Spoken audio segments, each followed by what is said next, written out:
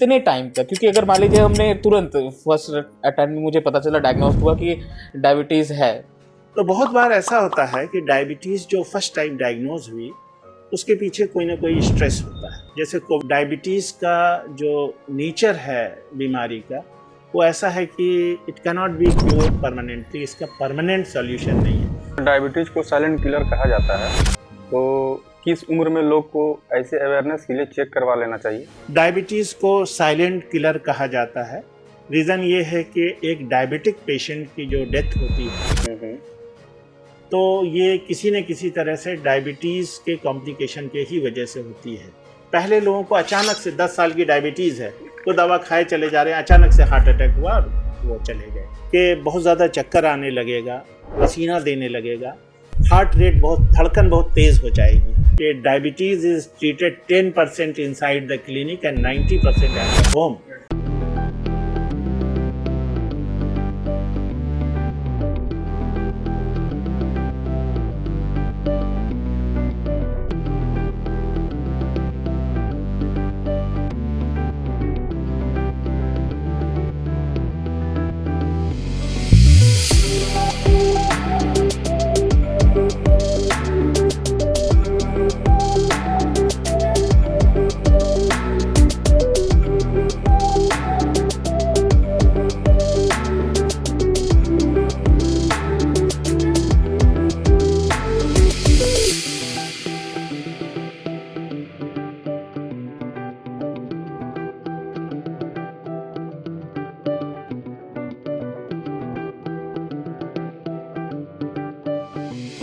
आधुनिकता की इस अंधी दौड़ में दौड़ते हुए इंसान ये भूल जाता है कि उसकी सबसे बड़ी दौलत उसकी सेहत होती है।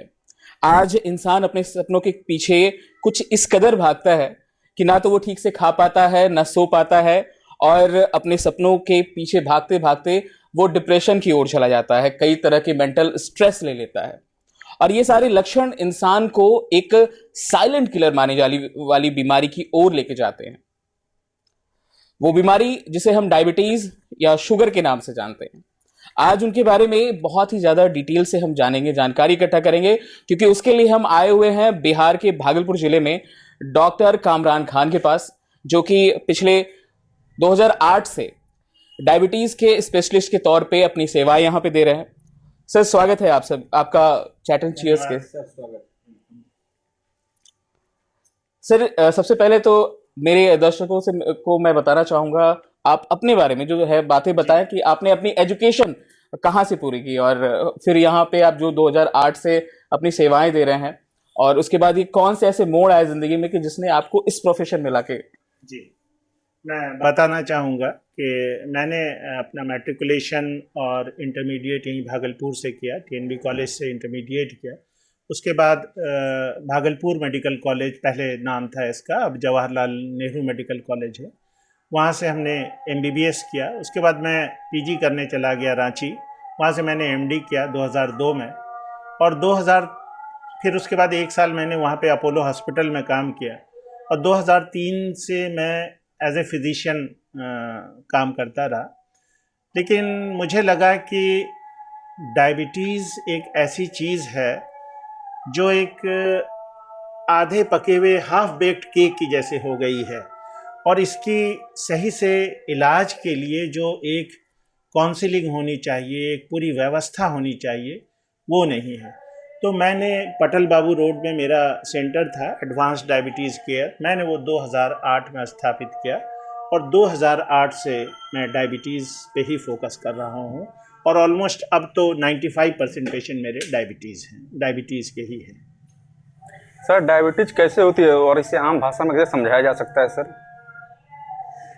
देखिए, डायबिटीज़ को पहले तो हम लोग ये समझें कि डायबिटीज़ एक कंडीशन है जिसमें ब्लड शुगर लेवल बढ़ जाता है, और पहले ये माना जाता था कि किसी को अगर डायबिटीज़ है तो सिर्फ डायबिटीज़ है। अब काफ़ी चीज़ें छन के बाहर आई हैं, और अब ये पता चला है कि डायबिटीज़ सिर्फ डायबिटीज़ नहीं, बल्कि ये एक पूरे सिस्टम को इन्वॉल्व कर लेती है। 2 तरह की डायबिटीज़ मेनली होती है, type 1 diabetes and type 2 diabetes. Type 1 diabetes young age में होता है, बच्चों में भी होता है, खासकर बच्चों ही में होता है, और अप टू 20 ईयर्स तक ये टाइप 1 डायबिटीज़ हो सकते हैं। बहुत छोटे बच्चे न्यूनेटल डायबिटीज़ भी हो जाता है, टाइप 1 डायबिटीज़। इसमें जो इंसुलिन प्रोड्यूस करने वाली सेल्स होती हैं, बीटा सेल्स, वो पूरी तरह डिस्ट्रॉय हो जाती हैं बॉडी के अपने ऑटो एंटीबॉडीज़ की वजह से। दूसरा होता है टाइप 2 डायबिटीज़, जिसको हम लोग पहले मैच्योरिटी ऑनसेट डायबिटीज़ कहते थे। वो एक एज आने पे होता था, और वो इसलिए होता था कि जो बीटा सेल्स होते हैं वो 50% काम करना जब बंद कर देते थे तो डायबिटीज़ के सिम्टम्स आ जाते थे, तो उसको टाइप 2 डायबिटीज़ कहा जाता। लेकिन अब चीज़ें अब काफ़ी बदल गई हैं। अब टाइप 2 डायबिटीज़ काफ़ी यंगर एज ग्रुप में हो रहा है, टाइप 1 डायबिटीज़ भी ओल्डर एज ग्रुप में हो रहा है। तो सारी चीज़ें बदलती जा रही हैं, और उसको हम लोग बहुत तरह से उसको स्केलिंग करके डायग्नोज करते हैं कि इनको एग्जैक्टली किस नेचर का डायबिटीज़ है। सर, ये डायबिटीज जो है ये जेनेटिक भी होता है क्या? देखिए, डायबिटीज़ में हेरिडेटरी या इनहेरिटेंस बहुत प्रभाव रखता है। यानी आपके ब्लड रिलेशन में अगर डायबिटीज़ है, माँ बाप, चाचा, मामा, नाना, नानी, दादा, दादी, अगर इन लोगों को डायबिटीज़, या कोई भाई बहन को डायबिटीज़ है, तो 50% चांसेस है कि वो डायबिटीज़ आपको भी होगी, सूनर और लेटर, या तो अभी हो या बाद में हो। तो बहुत ज़्यादा स्ट्रांग फैमिली कनेक्शन है। फैमिली हिस्ट्री बहुत इंपॉर्टेंट है डायबिटीज़ के लिए, टाइप 2 डायबिटीज़ के लिए। टाइप 1 डायबिटीज़ के लिए एज सच कोई फैमिली हिस्ट्री मायने नहीं रखती, और किसी को भी ये हो सकता है। इसके कई ट्रिगर्स हैं, ऑटो इम्यून होता है ये, और जेनेटिक फैक्टर्स इसमें इन्वॉल्व रहते हैं। टाइप 1 डायबिटीज़ के लिए फैमिली का बहुत ज़्यादा फैक्टर नहीं होता। एक और हम लोग टर्म यूज़ करते हैं आजकल, MODY, that means maturity onset diabetes of young. जो टाइप 2 डायबिटीज़ होनी चाहिए 40-45 साल के एज में, वो डायबिटीज़ हो रही है अभी 20-25 साल के एज में। तो सर इसके पीछे कारण क्या है? इसमें एक जो बहुत बड़ा रीज़न है, वो 3 जनरेशन्स ऑफ फैमिली हिस्ट्री अगर पॉजिटिव है तो उसको मोडी होने का, यानी उसका जेनेटिक इनहेरिटेंस इतना स्ट्रांग है कि वो बहुत कम एज में हो गया। तो उसमें बीटा सेल्स काम करता है, लेकिन 50% काम करता है। उसमें प्रॉपर इंसुलिन नहीं, हम लोग दवा भी दे सकते हैं, लेकिन टाइप 1 डायबिटीज़ में इंसुलिन ही देना होगा, क्योंकि वहाँ पे ज़ीरो प्रोडक्शन इंसुलिन का होता है। टाइप 2 डायबिटीज़ में 50% काम करता है बीटा सेल्स, तो हम लोग दवाइयों से भी कंट्रोल कर सकते हैं। सर, इनहेरिटेंस की जहां बात आई, 2 कंडीशन होते हैं। एक तो कि बच्चे के बर्थ से पहले पेरेंट्स में किसी को है, या उसकी फैमिली बैकग्राउंड में किसी को है ब्लड रिलेशन में। एक है कि अगर मान लीजिए बच्चे की उम्र 18 साल, 20 साल, 22 साल हो गई है, और देन सडनली उनकी मम्मी को अगर ऐसा होता है कि डायबिटीज हो जाता है, तो क्या चांसेस हैं कि बच्चे को भी होने के चांसेस है ऐसे कंडीशन में? अगर कोई वैसी कोई हिस्ट्री नहीं रही है मेडिक की जिसमें डायबिटीज हो उसके पहले, अर्लियर फैमिली। मैं आपकी बात को समझ गया। आप ये कहना चाह रहे हैं कि जब बच्चा अडल्ट हो गया तब उसके फादर मदर को डायबिटीज़ होता है। नॉर्मली यही होता है कि 45-40 का जब लोग डायबिटिक होते हैं तो उनके बच्चे 15 साल के ज़रूर रहते हैं, और उनको डायबिटीज़ हुआ, फिर वो 15 साल वाले बच्चे जब 30 साल के होते हैं तो उनको भी डायबिटीज़ होने का चांसेस है। ये मैटर नहीं करता कि वो बच्चा उस वक्त पैदा हुआ था या नहीं। माँ बाप जो उनके थे वो पहले से ही वो जीन लेके, वो जेनेटिक फैक्टर्स लेके घूम रहे थे, और एक एज आने पे उनका बीटा सेल कम हुआ और उनको डायबिटीज़ हो गई। तो बच्चों पर भी इक्वली वही जीन ट्रांसलेट होगा, वही इनहेरिटेंस ट्रांसलेट होगा बच्चों में भी, और वो भी जब उस अवस्था में आएंगे तो उनको भी डायबिटीज़ होने का चांस होता है। बहुत बार ऐसा क्या हुआ है कि बेटा को पहले हो गया डायबिटीज़। मैं बहुत सारे पेशेंट्स हैं, 35 साल की उम्र में जब मैंने हिस्ट्री लिया तो पता चला कि माँ बाप में से किसी को नहीं। 2 साल के बाद वो आया कि मेरे डैडी को भी डायबिटीज़ हो गई है। तो ये एक कंडीशन होता है। तो इसको हम लोग कैसे डिफाइन करते हैं? जो उनके डैडी थे वो एक जनरेशन पहले के थे, उनके समय लाइफ में उतनी स्ट्रेस नहीं थी, उनका जीवन कूल एंड काम था। वो 10 से 4 वाली नौकरी करते थे, या जो भी अपना करते थे, सही से रहते थे, सही सोते थे, तो इसलिए उनको वो डायबिटीज़ धीरे धीरे डेवलप की। लेकिन ये जो उनका बेटा है जिसको 35 साल में हो गया, उसने काफ़ी फास्ट लाइफ जी। उसकी रातों की नींद भी कम होती थी, उसका फास्ट फूड होता था, हेवी मील्स खाते थे, तो उनको पहले हो गई, लेकिन जीन दोनों में वो थी इनहेरिटेंस, जिसकी वजह से डायबिटीज़ हुई। और ऐसा भी होता है कभी कभी। सर काले धब्बे और स्किन पे जो लकीर आती है तो इसके वजह से भी डायबिटीज का लक्षण दिखाई देता है क्या? जी, ये इसको हम लोग कहते हैं एकांथोसिस नाइग्रिकेंस। गर्दन में यहाँ पे काफ़ी ज़्यादा काले हो जाते हैं सबसे पहले, और उसके बाद बाकी शरीर, यहाँ एल्बो में होता जी। है। और एकांथोसिस नाइग्रिकेंस, इस कंडीशन को हम लोग ये मानते हैं कि ये हाई इंसुलिन रेसिस्टेंस है बॉडी में, यानी जो इंसुलिन प्रोड्यूस हो रहा है बीटा सेल द्वारा वो काम नहीं कर रहा है, उसको काफ़ी ज़्यादा रेसिस्टेंस है, और इसकी वजह से उनको डायबिटीज़ डेवलप हुआ है। लेकिन इस एकांथोसिस नाइग्रिकेंस डेवलप होने के साथ दो चार चीज़ और डेवलप रहती है साथ में। एक तो उनका बीएमआई काफ़ी ज़्यादा रहता है, एब्डोमिनल ओबेसिटी रहती है, जिसको हम लोग डायबिसिटी आजकल कहते हैं, यानी पेट उनका फैट कंटेंट बहुत ज़्यादा होगा, और उनको एक डिफरेंट टाइप का लिपिड प्रोफाइल जिसको कहते हैं कोलेस्ट्रॉल आम ज़बान में, वो एक डिफरेंट टाइप का कोलेस्ट्रॉल का एबनॉर्मलिटी होगा, जिसमें ट्राइग्लिसराइड बहुत ज़्यादा होगा, एचडीएल बहुत कम होगा। साथ साथ उनकी जो लाइफ स्टाइल है वो काफ़ी सेडेंट्री होगी, वो बैठने का काम करेंगे, बहुत ज़्यादा पैदल चलने उलने का काम नहीं करेंगे। ऐसे लोगों को एकांथोसिस नाइग्रिकेंस या जो ब्लैक धब्बा आप बता रहे हैं वो होता है। सर, आज के टाइम पे जो मैक्सिमम यूथ है, या तो अपनी जॉब को लेकर या फिर स्टडीज के लिए, वो अपने घर से दूर रहता है। ऐसे कंडीशन में अगर हॉस्टल में वो रह रहा है तो हॉस्टल का खाना जनरली लोगों को पसंद नहीं आता, तो वो बाहर जो है जाके खाना खाते हैं, फास्ट फूड खाते हैं, ऑर्डर करते हैं, या समटाइम्स अगर वो बना भी रहे हैं तो होता है कि अच्छा आज नहीं बनाया तो बाहर से कुछ खा लिया। तो ये सब चीज़ें जो फास्ट फूड है, खासकर ऐसे जो बाहर के खाने या तले भुने जो ज़्यादा खाने हैं, ये कितने हद तक डायबिटीज़ को इन्विटेशन देते हैं जिंदगी में? आपको मैं बहुत इंटरेस्टिंग एक डेटा बताता हूँ। अभी जो ICMR का डेटा रिलीज़ हुआ लास्ट ईयर, लैंसेट में पब्लिश हुआ, 100 मिलियन डायग्नोज डायबिटीज़ हैं, 135 मिलियन प्री डायबिटीज़ हैं। और ये सर वर्ल्ड लेवल में है? जी, ये वर्ल्ड लेवल में है? नहीं, ये इंडिया की बात कर रहा हूँ। इंडिया में है। हाँ, यानी 10 करोड़ डायबिटीज़ हैं, 13 करोड़ प्री डायबिटीज़ हैं।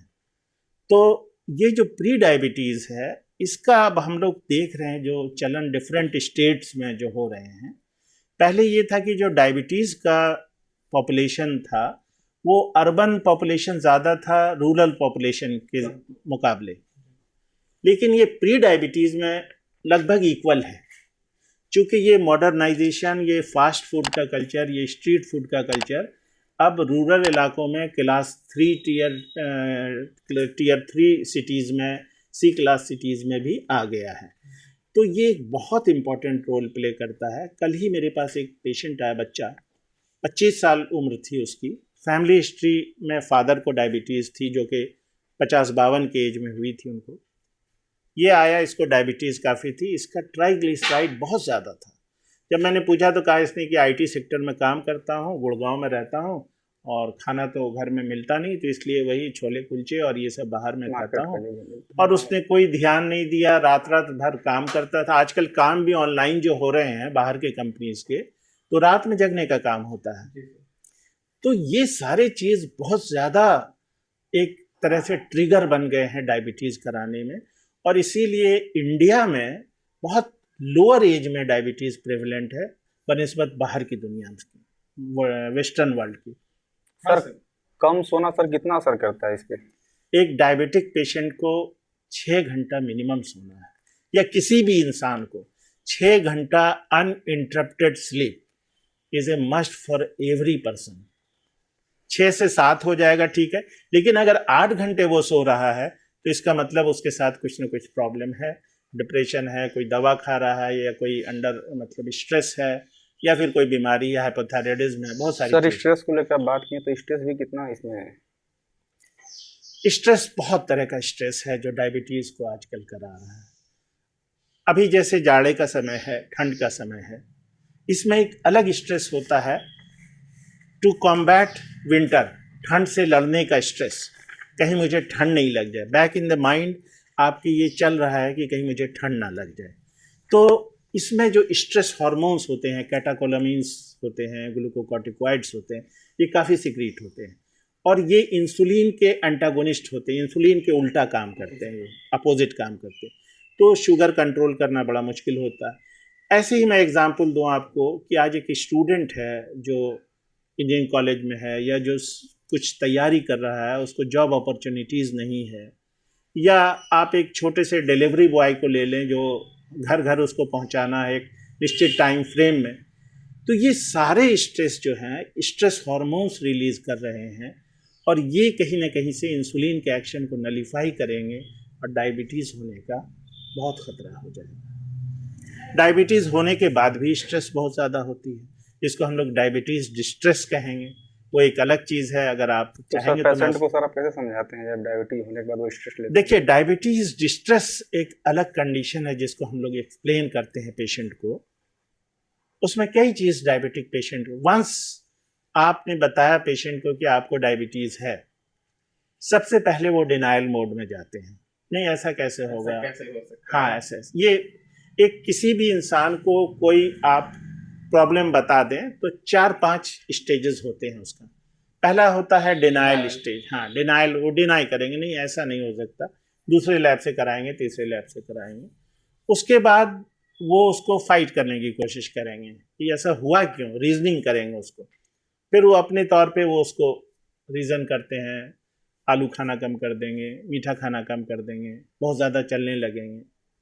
उसके बाद फिर वो धीरे धीरे करके एक्सेप्ट कर लेंगे कि हम मुझे डायबिटीज़ है, और एक्सेप्टेंस के बाद भी वो ये सोचते हैं कि मुझे ट्रीटमेंट नहीं कराना, I will solve it by my life style and food. लेकिन यहाँ पे रीज़न जो है वो बहुत साइंटिफिक है। रीज़न ये है कि 50% बीटा सेल आपका ऑलरेडी एग्जॉस्ट कर चुका है, ख़त्म हो चुका है, तब आपको डायबिटीज़ आया है लैब में, तब आपको 200 डायबिटीज़ आया। अब ये बचे हुए 50% में भी आप अगर एक्सपेरिमेंट करेंगे तो ये आपके लिए जानलेवा होगा। तो इसलिए हम लोग पेशेंट को कहते हैं कि वंस यू आर डायग्नोस्ड, एक बार आपको डायबिटीज़ हो गया तो आप इमीडिएट दवा लेना शुरू करें। एक स्टडी हुई थी, लैंडमार्क स्टडी, उसमें जो एक चीज़ निकल के आई थी, hit early and hit hard, यानी जितना जल्दी आपको डायबिटीज़ को करेक्ट करना है, शुगर को नॉर्मल कर लाना है, आप लाएं, चाहे वो 2 दवा से हो, 3 दवा से हो, इंसुलिन से हो, लेकिन आपको लाएं। इसी सिलसिले में मैं एक और आपको बात बताता हूँ कि 1970s के आसपास यूके में एक स्टडी हुई, 30,000 उसमें लोग शामिल थे, जिसमें ये देखा गया कि इनका कंट्रोल फर्स्ट 5 ईयर कैसा रहा। तो उसमें 2 कैटेगरी बनाई गई, फर्स्ट 5 ईयर में जिनका कंट्रोल अच्छा था और जो फर्स्ट 5 ईयर में जिनका कंट्रोल नहीं था। 30 साल के बाद फिर उन पेशेंट्स को रिव्यू किया गया तो देखा गया कि फर्स्ट 5 ईयर्स में जिनका कंट्रोल अच्छा था उनको बहुत कम कॉम्प्लिकेशंस डायबिटीज़ के डेवलप हुए, लाइक उनका किडनी कम अफेक्टेड था, आंखें कम अफेक्टेड थी, हार्ट कम अफेक्टेड था, बनिस्बत उनके जो कि फर्स्ट 5 ईयर्स तो उन्होंने कंट्रोल ठीक से नहीं किया, लेकिन बाद में वो सीरियस हो गए अपने डायबिटीज़ को लेके, उसके बावजूद उनका कॉम्प्लिकेशन रेट बहुत ज़्यादा हाई था। उसके बाद ये इन्फ्रेंस निकाला गया कि डायबिटीज़ वो चीज़ है जिसमें कॉम्प्लिकेशन डे 1 से शुरू हो जाती है, और अब हम लोग जो रिसर्च पे आए हैं तो अब हम लोग -5 ईयर्स का कंसेप्ट लेके चल रहे हैं, यानी डायबिटीज़ होने के -5 ईयर्स, 5 साल पहले से माइक्रो लेवल पे, सेलुलर लेवल पे डैमेज होना शुरू हो जाता है। यानी अगर आपके माता पिता डायबिटिक हैं तो आप बिना डायबिटिक हुए आप बहुत ज़्यादा प्रिकॉशन अभी से लें।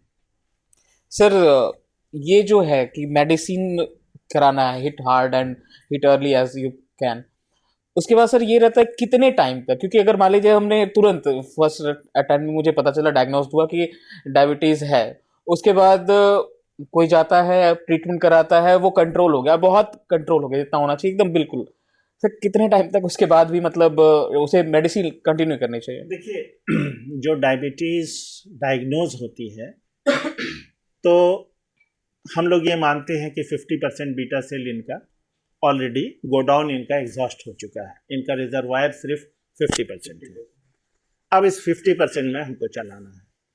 तो बहुत बार ऐसा होता है कि डायबिटीज़ जो फर्स्ट टाइम डायग्नोज हुई उसके पीछे कोई ना कोई स्ट्रेस होता है। जैसे कोविड-19 में हम लोगों ने देखा कि लोगों को स्टेरॉइड चला, स्ट्रेस हुई बहुत ज़्यादा, डायबिटीज़ डेवलप हुआ।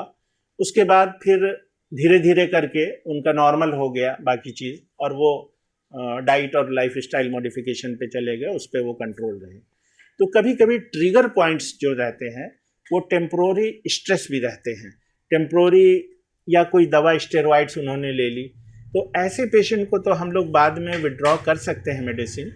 लेकिन ऑलरेडी 50% अगर बीटा सेल ख़त्म हो चुका है और वो प्रॉपर लाइफ स्टाइल और डाइट पे आ जाते हैं, तो हम लोग उनको मिनिमम ड्रग पे कंटिन्यू कर सकते हैं टिल लाइफ।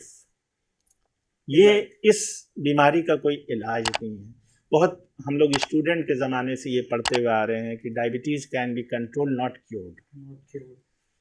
क्योर के लिए उसमें जो साइंटिफिक रीज़न है कि जो बीटा सेल्स डेड हो गए हैं उनको हम लोग कैसे लाएंगे। तो अभी बीटा सेल ट्रांसप्लांटेशन की बात हो रही है, अभी पैंक्रियास ट्रांसप्लांटेशन की बात हो रही है। शायद ये सब आगे पॉसिबल हो जाए तो कंप्लीट क्योर भी हो जाएगा। चूँकि बॉडी में glucose is the only thing which acts as a fuel. जैसे गाड़ियाँ चलती हैं पेट्रोल और डीजल पे, आप कुछ भी खाएंगे, प्रोटीन खाएं, आप फैट खाएं, वो फाइनली ग्लूकोज में कन्वर्ट होगा, तभी आपका ब्रेन काम करेगा, तभी आपका हार्ट काम करेगा। तो ग्लूकोज का डिमांड को देखते हुए डायबिटीज़ का जो नेचर है बीमारी का, वो ऐसा है कि it can not be cured permanently. इसका परमानेंट सॉल्यूशन नहीं है। Once you are diabetic you have to take medicine, आपको दवा लेनी होगी। अगर दवा से आपका बहुत कंट्रोल हो गया, सब नॉर्मल हो गई है, वैल्यू नीचे जा रही है, तो फिर लाइफ स्टाइल कंट्रोल करना होगा। एकदम फ्री आप नॉन डायबिटिक के जैसे नहीं रह सकते।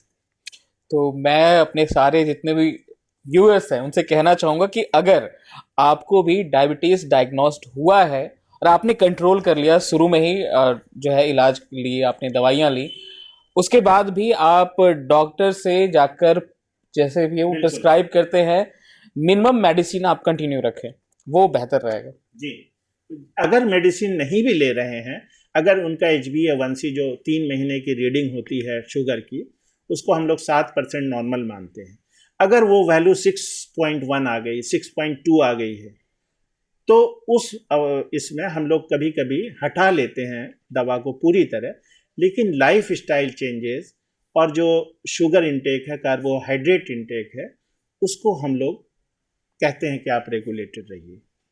तो ये बहुत सारी चीज़ है। HbA1c की बात आई तो मैं बता दूं आपको कि HbA1c एक टेस्ट है जो 3 महीने का शुगर का स्टेटस बताता है। 7% होना चाहिए नॉर्मल। प्री डायबिटीज़ का कितना होना चाहिए? प्री डायबिटीज़ पेशेंट तब कहेंगे जब उनका HbA1c 5.6 से 6.4 होगा। 6.4 से जैसे ही बढ़ा वो डायबिटिक कैटेगरी में आ जाएंगे। 5.6 से नीचे है तो आप नॉन डायबिटिक हैं। ठीक है, तो HbA1c टेस्ट, लिपिड प्रोफाइल, ये सारी चीज़ जिनको फैमिली हिस्ट्री डायबिटीज़ की है, आइदर ऑफ द पेरेंट्स, कोई एक पेरेंट्स को है या भाइयों को है, बहनों को है, या दादा दादी को था, तो अपना ईयरली ज़रूर कराएं कि आप प्री डायबिटीज़ में तो नहीं है। और अगर प्री डायबिटीज़ में होंगे तो उस वक्त से ही हम लोग उपचार और कदम उठाना शुरू करते हैं। सर, डायबिटीज को साइलेंट किलर कहा जाता है, तो किस उम्र में लोग को ऐसे अवेयरनेस के लिए चेक करवा लेना चाहिए कि मुझे डायबिटीज है या नहीं? डायबिटीज़ को साइलेंट किलर कहा जाता है, और इसके पीछे रीज़न क्या है? रीज़न ये है कि एक डायबिटिक पेशेंट की जो डेथ होती है, तो ये किसी न किसी तरह से डायबिटीज़ के कॉम्प्लिकेशन के ही वजह से होती है, और ये up to 50% die due to diabetic complication. Either उनको किडनी फेल होगा, या उनको हार्ट प्रॉब्लम होगा, या स्ट्रोक होगा, या किसी तरह का इन्फेक्शन हो जाएगा। तो इसलिए डायबिटीज़ को साइलेंट किलर इसलिए कहा गया पहले के दिनों में। अब तो हम लोग उसको डायबिटीज़ को एक सिंड्रोम की तरह लेते हैं। सिंड्रोम होता है 3-4 बीमारी का अगर कम्बिनेशन है तो उसको सिंड्रोम कहते हैं। तो अब एक टर्म हम लोग यूज़ करते हैं, CMR सिंड्रोम विथ हाइपरग्लाइसीमिया। इसका मतलब ये हुआ cardio metabolic renal syndrome with hyperglycaemia, यानी शुगर बढ़ा हुआ, यानी इसमें हार्ट का इन्वॉल्वमेंट होगा, इसमें मेटाबॉलिज्म गड़बड़ा जाएगी, यानी आपका लिपिड प्रोफाइल हो गया, ये सारा चीज़ जो है गड़बड़ होगी, थायराइड का प्रॉब्लम होगा। रीनल, किडनी पर हम लोग बाद में बात करेंगे, किडनी फेलियर पर, किडनी फेलियर कोई ना कोई स्टेज की हो जाएगी, और शुगर अनकंट्रोल रहेगा। तो ये चीज़ पहले होती रहती थी, लेकिन लोग उसको पकड़ते नहीं थे। आज से 20 साल पहले बहुत से टेस्ट भी नहीं थे। अब तो हम लोग इतना अवेयर हो गए, पेशेंट भी अवेयर हो गए कि खुद से कहते हैं कि डॉक्टर साहब मेरा पहले किडनी विडनी देख लीजिए। तो माइक्रो एल्बुमिन करके हम लोग किडनी को देख लेते हैं। इनवे शुरुआत के जो कार्डियक फंक्शंस हैं, ईसीजी हैं, इको हैं, ये करके हम लोग हार्ट की स्थिति को देख लेते हैं, फिर हम लोग आगे बढ़ते हैं। तो अब ये साइलेंट किलर इस तरह से नहीं रहा कि लोगों को ये पता होता है कि मेरा किडनी कहाँ पे है, मेरा हार्ट कहाँ पे है और हम कहाँ जा रहे हैं। पहले लोगों को अचानक से 10 साल की डायबिटीज़ है, वो दवा खाए चले जा रहे हैं, अचानक से हार्ट अटैक हुआ और वो चले गए, अचानक से उनको स्ट्रोक हुआ, ब्रेन हेमरेज हुआ या कुछ हुआ, वो चले गए। तो ये टर्म डेवलप हुआ साइलेंट किलर। लेकिन अभी जो अवेयर पेशेंट हैं, जो पेशेंट जानते हैं बीमारी के बारे में, वो सारे पेशेंट्स को पता है कि मेरा क्या होने वाला है। तो अब हम लोग साइलेंट किलर नहीं कह के, diabetes is a killer disease definitely if not treated, if not treated and controlled within first 5 to 7 years of life। Diabetes का सर लक्षण क्या क्या है? हाँ, ये आपने बहुत बेसिक क्वेश्चन पूछा। मतलब घरेलू तौर पे अगर किसी को पहचानना हो कि उसे लग रहा हो कि वो प्री डायबिटिक है या फिर डायबिटिक हो सकता है, उसके चांसेस लग रहे हैं, तो इस सिंड्रोम में सिम्टम्स तो आते ही हैं सर। हाँ, सिम्टम्स मैक्सिमम पेशेंट में आते हैं, और बहुत इम्पोर्टेंट सिम्टम ये है कि वेट लॉस बहुत इंपॉर्टेंट चीज़ है। अगर आपको लग रहा है कि आप कुछ नहीं कर रहे हैं, जिम नहीं कर रहे हैं, या वेट लॉस के लिए कुछ डाइटिंग नहीं कर रहे हैं और आपका वेट लॉस हो रहा है, लोग आपको कहने लग रहे हैं कि अरे तुम्हारा चेहरा उतरा हुआ लग रहा है, तो ये एक बहुत बड़ा सिम्टम है। उसके बाद कुछ ऑस्मोटिक सिम्टम्स हम लोग कहते हैं, जिसमें कि पेशेंट को पेशाब ज़्यादा होती है, रात के आवर में उनको 2-3 बार उठना पड़ता है। उसके अलावा भूख ज़्यादा लगने लगती है, प्यास बहुत ज़्यादा लगने लगता है। और मैक्सिमम केस में आजकल हम लोग देख रहे हैं कि फर्स्ट सिम्टम्स जो डायबिटीज़ का डायग्नोज हो रहा है, वो जेनाइटल अल्सर्स, यानी जो यौन इंद्री है, चाहे फीमेल्स में हो चाहे मेल्स में हो, पेनिस में कोई अल्सर या कुछ डिस्चार्ज, या फीमेल्स में वल्वोवेजाइटिस, तो ये पहला लक्षण आ जाता है। तो ऐसे सारे लोग जिनको फैमिली हिस्ट्री डायबिटीज़ की है, उनको स्क्रीनिंग बहुत ज़रूरी है। और अभी हम लोग पहले तो कहते थे 35 साल के बाद, अब हम लोग कहते हैं कि 25 से 28 साल के बाद ईयरली स्क्रीनिंग डायबिटीज़ की आप कराते रहें। Blood sugar level, HbA1c level, lipid profile, और आप देखते रहें। और अगर आपको ये सिम्टम्स डेवलप कर रहे हैं तो आप फ़ौरन अपना टेस्ट करवाएं। एक सवाल और था सर कि किसी भी महिला अगर प्रेग्नेंट है, तो अगर वो अपने बच्चे को जन्म देती है, तो क्या उस बच्चे को भी डायबिटीज हो सकती है? यानी आपका कहना है कि डायबिटिक फीमेल, जी, ये एक अलग विषय है जिसको हम लोग GDM कहते हैं, जेस्टेशनल डायबिटीज मेलाइटस। तो GDM 2 तरह से होता है। पहला ये है, प्रेगनेंसी एक स्ट्रेस होता है, और फर्स्ट ट्राइमेस्टर, पहले 3 महीना से लेके सेकंड ट्राइमेस्टर तक ये स्ट्रेस बढ़ता ही जाता है, फीमेल को काफ़ी लोड है। और अगर उसकी फैमिली हिस्ट्री पॉजिटिव है फीमेल की, या फीमेल के साथ कुछ एडिशनल कंडीशन है, जैसे उनको ओबेसिटी है, उनको थायराइड की बीमारी है, या उनको एक और बीमारी होती है जिसे पॉलीसिस्टिक ओवेरियन सिंड्रोम कहते हैं, PCOD, बहुत कॉमन है आज बच्चियों में, क्योंकि उनका वेट काफ़ी ज़्यादा आजकल रहता है। आजकल मैं देख रहा हूँ कि बहुत ज़्यादा ट्रेंड हो जाता है कि सेकंड ट्राइमेस्टर आते आते वो डायबिटिक हो जाती हैं, और उनका डायबिटीज़ डिटेक्शन का जो क्राइटेरिया है, ये नॉर्मल पेशेंट से अलग होता है। नॉर्मल पेशेंट का क्राइटेरिया ये है कि फास्टिंग ब्लड शुगर 126 से नीचे ऊपर नहीं जाना चाहिए, और पोस्ट पेरेंडियल खाने के बाद 200 से ऊपर नहीं जाना चाहिए। लेकिन उनके केस में हम लोग फास्टिंग 80 to 85 रखते हैं, और खाने के बाद वाला 110 तक रखते हैं। अगर उससे बढ़ता है तो हम लोग डायबिटीज़ की जो उसमें प्रेगनेंसी में तो मेडिसिन बहुत नहीं चलती, सिवाय मेटफॉर्मिन का, और किसी मेडिसिन का यूज़ नहीं है, उसमें इंसुलिन ही देना पड़ता है। चूँकि इंसुलिन ऐसी चीज़ है कि जो कि प्लासेंटा को क्रॉस नहीं करता और बच्चों पर इफेक्ट नहीं डालता, इसलिए उसमें इंसुलिन ही देना है। अगर हम टैबलेट देंगे तो फिर वो काम नहीं करेगा, एक चीज़ है। तो उसमें फिर हम लोग बाकी 9 महीने तक इंसुलिन देते हैं और पेशेंट को क्लोजली मॉनिटर करते हैं कि तो इनका 9 महीने तक तो जो इंसुलिन चलता है तो वो रेगुलर चलता है सर? रेगुलर दोनों टाइम या 3 टाइम या कभी कभी 4 वक्त भी हम लोग देते हैं इंसुलिन। और उसमें ये मेंटेन करना होता है कि इनका HbA1c 6.4 6.3 के आसपास रहे, फास्टिंग इनका 85 to 90 रहे और खाने के बाद वाला 110 रहे, तब वो बच्चे को कंजेनाइटल मॉलफॉर्मेशन नहीं होगा। बहुत बार ऐसा होता है कि शुगर अगर बढ़ा हुआ है तो बच्चों में बहुत सारे विकार पैदा हो जाएंगे पेट में अंदर ही में, जिसमें एक बहुत कॉमन है न्यूरल ट्यूब डिफेक्ट, यानी पूरा स्पाइनल कॉर्ड ही उनका गड़बड़ा जाएगा या ब्रेन डेवलप नहीं होगा। और क्या होता है डायबिटिक पेशेंट में, बच्चे काफ़ी बड़े होते हैं, काफ़ी उनका साइज़ बड़ा हो जाता है। तो ऐसी पेशेंट जिनको बच्चे बड़े हैं और डायबिटिक हैं, वो काफ़ी हाई रिस्क प्रेगनेंसी होती है और हम लोग उनको इलेक्टिव सिजेरियन से कुछ दिन पहले ही, जो पैदा होने की जो डेट है उससे 1 वीक 2 वीक पहले ही निकलवा लेते हैं, ताकि बाद में बच्चा डिस्ट्रेस में ना जाए और फीटल लॉस नहीं हो। सर, डायबिटीज के जो पेशेंट रहते हैं, जनरली देखा गया है कि आंखों से रिलेटेड, किडनी हो या हार्ट हो, ये सब चीज़ें ना बहुत बुरा इफेक्ट डालती हैं। और बहुत सारे लोगों का आंख चले भी जाती है डायबिटीज की वजह से, ये भी सच है सर?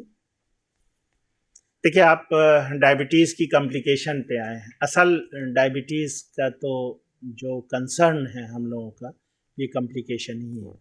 मैं थोड़ा डिटेल में आपको बताऊँ। जी। डायबिटीज़ के 2 तरह के कॉम्प्लिकेशन होते हैं। एक हम लोग कहते हैं माइक्रोवैस्कुलर कॉम्प्लिकेशन और एक होता है मैक्रोवैस्कुलर कॉम्प्लिकेशन। तो पहले माइक्रोवैस्कुलर, माइक्रो मतलब छोटा, मैक्रो माने थोड़ा बड़ा। तो माइक्रोवैस्कुलर कॉम्प्लिकेशन में सबसे पहली चीज़ जो अफेक्ट होती है वो नर्व्स, डायबिटिक न्यूरोपैथी। हर डायबिटिक 80% डायबिटिक पेशेंट जो आते हैं मेरे पास, उनका ये कंप्लेन रहता है कि पैरों में झंझनाहट रहती है, बोदापन रहता है, सूनापन रहता है, चलते हैं तो पता नहीं चलता कुछ गद्देदार चीज़ पे चल रहे हैं। ऐसा भी पेशेंट बोलते हैं कि कुछ गड़ता है तो पता नहीं चलता। तो ये न्यूरोपैथी के लक्षण हैं। दूसरा जो माइक्रोवैस्कुलर कॉम्प्लिकेशन है, दैट इज रेटिनोपैथी, यानी आँख का जो पर्दा है वो अफेक्टेड होता है। आँख डायबिटीज़ में 2 तरह से अफेक्टेड होते हैं। पहला तो ये है कि जो कैटरैक्ट है, जो लेंस आँख का है, वो सॉलिडिफाई होने लगता है और कैटरैक्ट बहुत जल्दी डेवलप कर जाता है। नॉर्मल पेशेंट को जिनको डायबिटीज़ नहीं है 60-65 साल में कैटरैक्ट होता है, लेकिन डायबिटिक पेशेंट को 40 साल में भी कैटरैक्ट हो सकता है। तो एक तो ये होता है। दूसरा, इसका तो इलाज है कि ऑपरेशन करके लेंस बदल दिया जाए, आँखों की रोशनी आ जाती। अभी जो बात आपने की कि आँखों की रोशनी चली जाती है, वो डायबिटिक रेटिनोपैथी, यानी रेटिना जो है, जो पर्दा है, उसमें कई तरह के चेंजेस होते हैं डायबिटीज़ अनकंट्रोल होने से। और उसमें प्रोलिफरेटिव रेटिनोपैथी होती है और नॉन प्रोलिफरेटिव। उसमें जो छोटी छोटी खून की नलियां हैं, पहले तो वो नए नए खून की नलियां बन जाती हैं जिसकी वजह से इमेज क्लियर नहीं नज़र आता। उसके बाद वो फटने लगती हैं और उससे ब्लड यूज करने लगता है, वो पूरा रेटिना को कवर कर देती है। तो इस अवस्था में ब्लाइंडनेस होने की बहुत ज़्यादा चांसेस है और इसका कोई परमानेंट इलाज भी नहीं है। अगर अर्ली डिटेक्शन होता है तो लेज़र थेरेपी देते हैं या रेटिना में इंजेक्शन देते हैं हम लोग, लेकिन फिर भी रोशनी वैसी नहीं आ पाती जैसे कि आनी चाहिए। तो ये दूसरी कॉम्प्लिकेशन हुई माइक्रोवैस्कुलर में। तीसरी कॉम्प्लिकेशन है नेफ्रोपैथी, डायबिटिक नेफ्रोपैथी, जो 33% पेशेंट डायबिटीज़ के रीनल फेलियर में चले जाते हैं, किडनी फेलियर में चले जाते हैं। किडनी फेलियर का 5 स्टेजेस होता है। तो पहला स्टेज किडनी फेलियर का वो होता है जब यूरिन से एल्बुमिन जाना शुरू कर जाए। एक एल्बुमिन होता है जो नॉर्मल रूटीन यूरिन में पता चलता है 1+, 2+, वो तो खैर एल्बुमिन आ ही रहा। उसके अलावा माइक्रो एल्बुमिन भी हम लोग देखते हैं। तो माइक्रो एल्बुमिन का वैल्यू 300 रखा गया। 300 के ऊपर अगर किसी का वैल्यू जाता है तो हम लोग उसको स्टेज 1 रीनल फेलियर डायग्नोज कर लेते हैं और उसी वक्त से उनको किडनी बचाने के उपाय में हम लोग लग जाते हैं। लेकिन अगर उनका शुगर कंट्रोल नहीं है तो फिर वो स्टेज 2 में जाएंगे, स्टेज 3 में जाएंगे, स्टेज 4 में जाएंगे, 5 में जाएंगे, और आखिर में वो जो कंडीशन होता है जिसको ESRD कहते हैं, एंड स्टेज रीनल डिजीज, जहाँ पे या तो आपको हीमोडायलिसिस करानी होगी, मेंटेनेंस, जो हफ्ते में 3 बार 4 बार भी हो सकती है, या फिर किडनी बदलना होगा, जो कि बहुत मुश्किल काम है। डायलिसिस पे भी बहुत ज़्यादा दिन आप नहीं जा सकते। तो उस वक्त पछतावे के अलावा कुछ नहीं होता पेशेंट के पास, और वो एडमिट करते हैं कि हमने अपने फर्स्ट 5 to 7 ईयर्स को कंट्रोल नहीं रखा, जिसके वजह से ये मुझे हुआ। तो एल्बुमिन का जाना, क्रेटिनिन लेवल बढ़ जाना, ब्लड प्रेशर डेवलप करना, ये सब किडनी फेलियर का लक्षण है। साथ साथ यूरिया बढ़ जाना, भूख कम लगना, खून की कमी हो जाना, ये सारी चीज़ किडनी फेलियर के लक्षण हैं। अब आते हैं हम लोग मैक्रोवैस्कुलर कॉम्प्लिकेशन। मैक्रोवैस्कुलर कॉम्प्लिकेशन में पहला कॉम्प्लिकेशन है वो पेरिफेरल आर्टेरियल डिजीज़, यानी पैरों की जो खून की नली है, सप्लाई, वो सिकुड़ने लगती है, और इधर ऑलरेडी न्यूरोपैथी हो चुका है पेशेंट को, अगर कुछ गड़ गया, कट गया, तो वो फिर अल्सर हील नहीं होता, और वो धीरे धीरे डायबिटिक फुट बन जाता है, डायबिटिक फुट अल्सर बन जाता है, और फिर पैर काटना पड़ता है। अगर ये फुट अल्सर बढ़ने लगेगा, चूँकि वहाँ तक दवा भी नहीं पहुँचती, ऑलरेडी आर्टरीज ये हो जाती है, नर्व भी डैमेज हो गए रहते हैं, प्लस इन्फेक्शन वहाँ पे जाता नहीं जल्दी, तो गैंग्रीन हो जाएगा, तो फुट काटना होगा, जिसको एम्पुटेशन कहते हैं। ये मैक्रोवैस्कुलर कॉम्प्लिकेशन है। और एक और मैक्रोवैस्कुलर कॉम्प्लिकेशन है, ये तो पैरों की आर्टरी हुई। अब आते हैं हम लोग हार्ट और ब्रेन के आर्टरीज में। हार्ट की आर्टरीज में होगी तो कोरोनरी आर्टरीज ब्लॉकेज, आप लोग सुनते होंगे, हार्ट अटैक हो गया किसी को, तो उसमें 100% तीनों आर्टरी ब्लॉक हो सकती है, 2 आर्टरी ब्लॉक हो सकती है, और अगर दिमाग की आर्टरी ब्लॉक हुई तो फिर स्ट्रोक हो जाएगा, लकवा हो जाएगा। ये मैक्रोवैस्कुलर कॉम्प्लिकेशन। तो ये 5 बड़े बड़े कॉम्प्लिकेशन जो जानलेवा हो सकते हैं, डायबिटीज़ के नहीं कंट्रोल रहने के बाद डेवलप करते हैं। और ये स्टडीज़ में देखा गया है कि अगर कोई एक कॉम्प्लिकेशन मेजर डेवलप कर जाता है डायबिटिक पेशेंट को, तो उनका लाइफ स्पैन 16 साल कम हो जाता है। ये स्टडीज में वेरियस कर, हाँ, एक पे अगर फुट अल्सर है किसी पेशेंट को, तो ये वो बिल्कुल ना समझे कि सिर्फ फुट अल्सर है। इसका मतलब वो डैमेज किडनी में भी हो चुका है, इसका मतलब वो डैमेज हार्ट में भी हो चुका है, ब्रेन में भी हो चुका है। मैंने मैक्सिमम फुट अल्सर के पेशेंट्स को, जिनका अल्सर हील भी हो गया, उनको हार्ट अटैक होते हुए देखा, उनको ब्रेन स्ट्रोक होते हुए देखा। वो पैर की वजह से नहीं जाते, लेकिन वही प्रोसेस दूसरे ऑर्गन्स में भी हो चुका होता है। इसलिए कोई भी एक कॉम्प्लिकेशन अगर डेवलप हो रहा है तो उसको बहुत सीरियसली लेने की ज़रूरत है। सर, बहुत सारे लोगों का सवाल है कि डायबिटीज होने पे हमें क्या खाना चाहिए और नहीं खाना चाहिए। जैसे कि हमारा सवाल है कि डायबिटीज मरीज को वाइट राइस की जगह क्या ब्राउन राइस खाना चाहिए? देखिए, डायबिटिक पेशेंट को क्या खाना चाहिए, नहीं खाना चाहिए, ये अब हम लोग सब लोग बताते हैं। बहुत लोगों के पास डाइटिशियन, हमारे यहाँ तो डाइटिशियन है, डायबिटीज़ एजुकेटर हैं, सारे लोग हैं। बहुत लोगों के यहाँ डाइटिशियन नहीं होते हैं। देखिए, उसमें हम लोग देखते हैं कि ये काम क्या करते हैं। अगर कोई भारी भरकम काम करने वाला आदमी है, देहात का किसान है, मजदूर है, तो नॉर्मली उसको 2500 कैलोरी डाइट की ज़रूरत होती है, अगर डायबिटीज़ नहीं हो तो। उसमें हम लोग 200-300 कैलोरी डायबिटीज़ के लिए कम कर देते हैं, 2200 कैलोरी रखते हैं। उसी तरह अगर कोई ऑफिस गोअर है तो उसको हम लोग 1600 से 1800 कैलोरी देते हैं। या कोई उसी तरह का वाइट कॉलर जॉब करते हैं जिनमें बहुत ज़्यादा मेहनत की काम नहीं होती। अब इस कैलोरीज को हम लोग बांटते हैं कार्बोहाइड्रेट, प्रोटीन और फैट में। तो इंडियन डाइट पैटर्न जो है, इंडियन डाइट पैटर्न ये है कि लोग कार्बोहाइड्रेट ज़्यादा खाते हैं। एक टाइम वो चावल खाते हैं, दोनों टाइम रोटी खाते हैं, ये कार्बोहाइड्रेट ज़्यादा खाते हैं।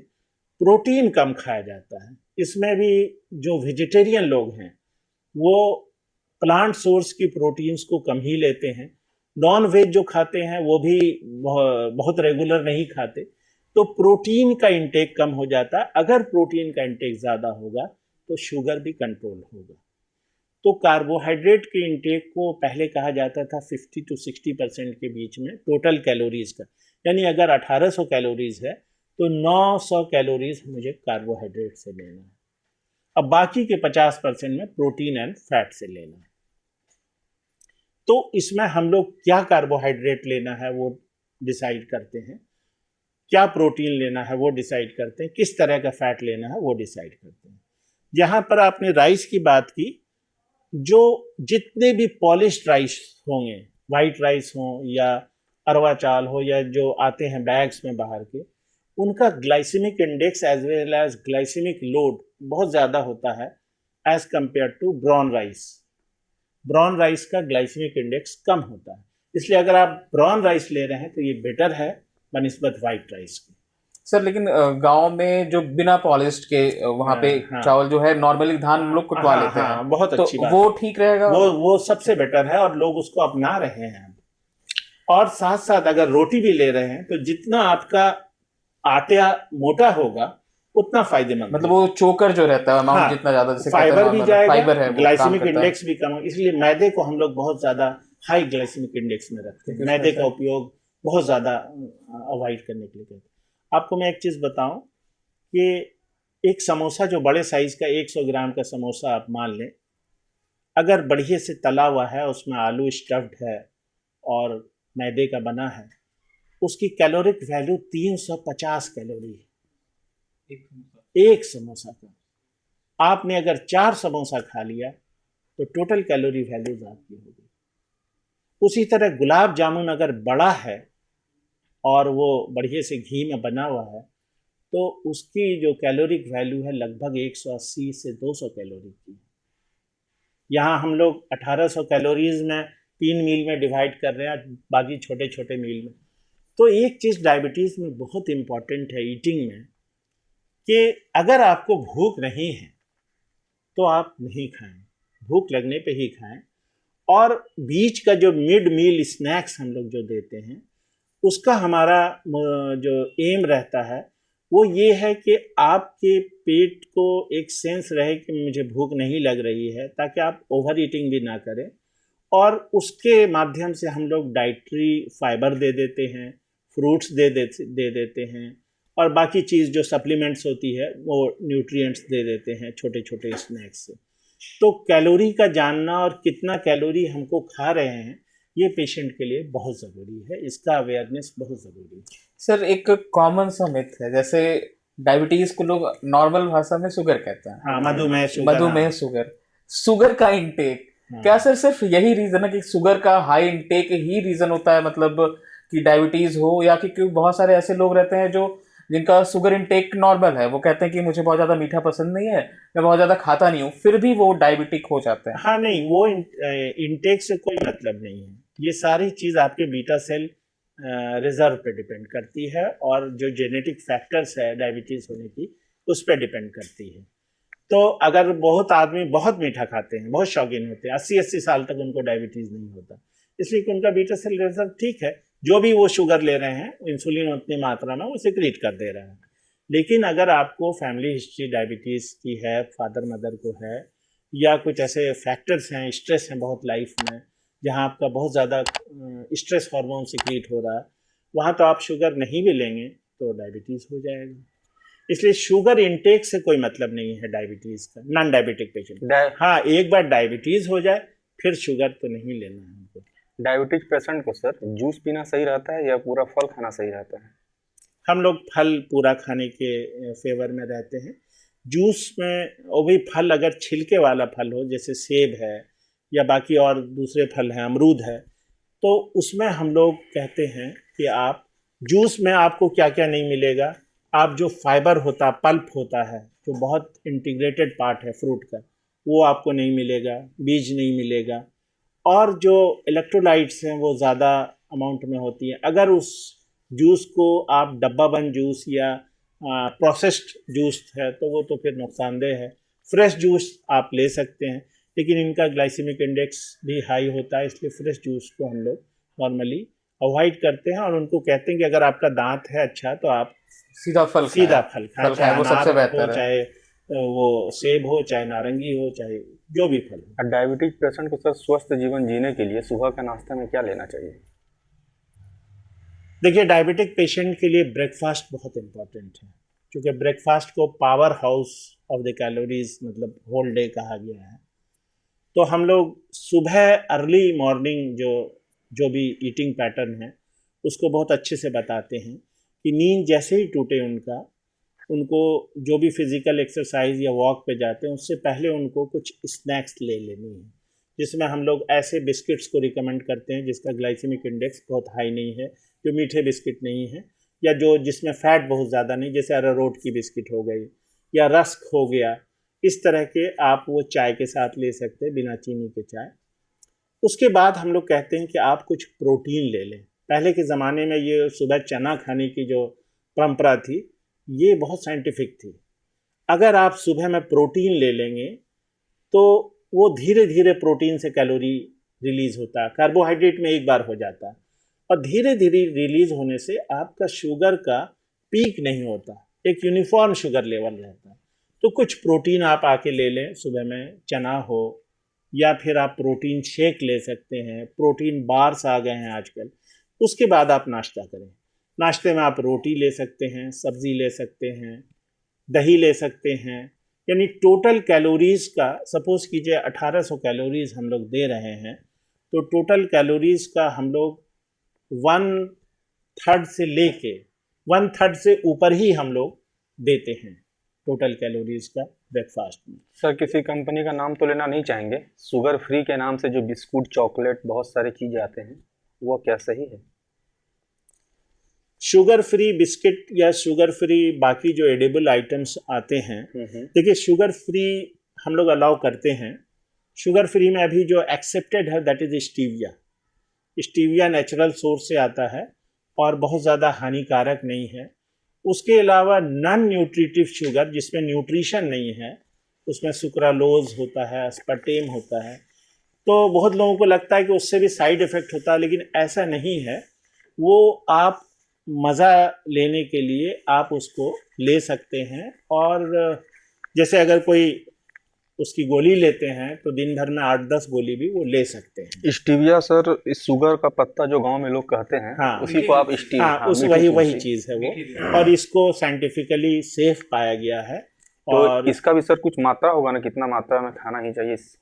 देखिए कोई भी चीज़ की मीठे की तो मात्रा है, और जितने आर्टिफिशियल स्वीटनर्स होते हैं वो काफ़ी ज़्यादा मीठा बना देते हैं, वो पैलेटेबल बहुत ज़्यादा से कड़वा लगने लगता है। तो उसका वही पिलेट आता है या ड्रॉप आता है या फिर पाउडर आता है, वो चम्मच, छोटी चम्मच, और उसी तरह से डब्बे पे रिकमेंडेड रहता है।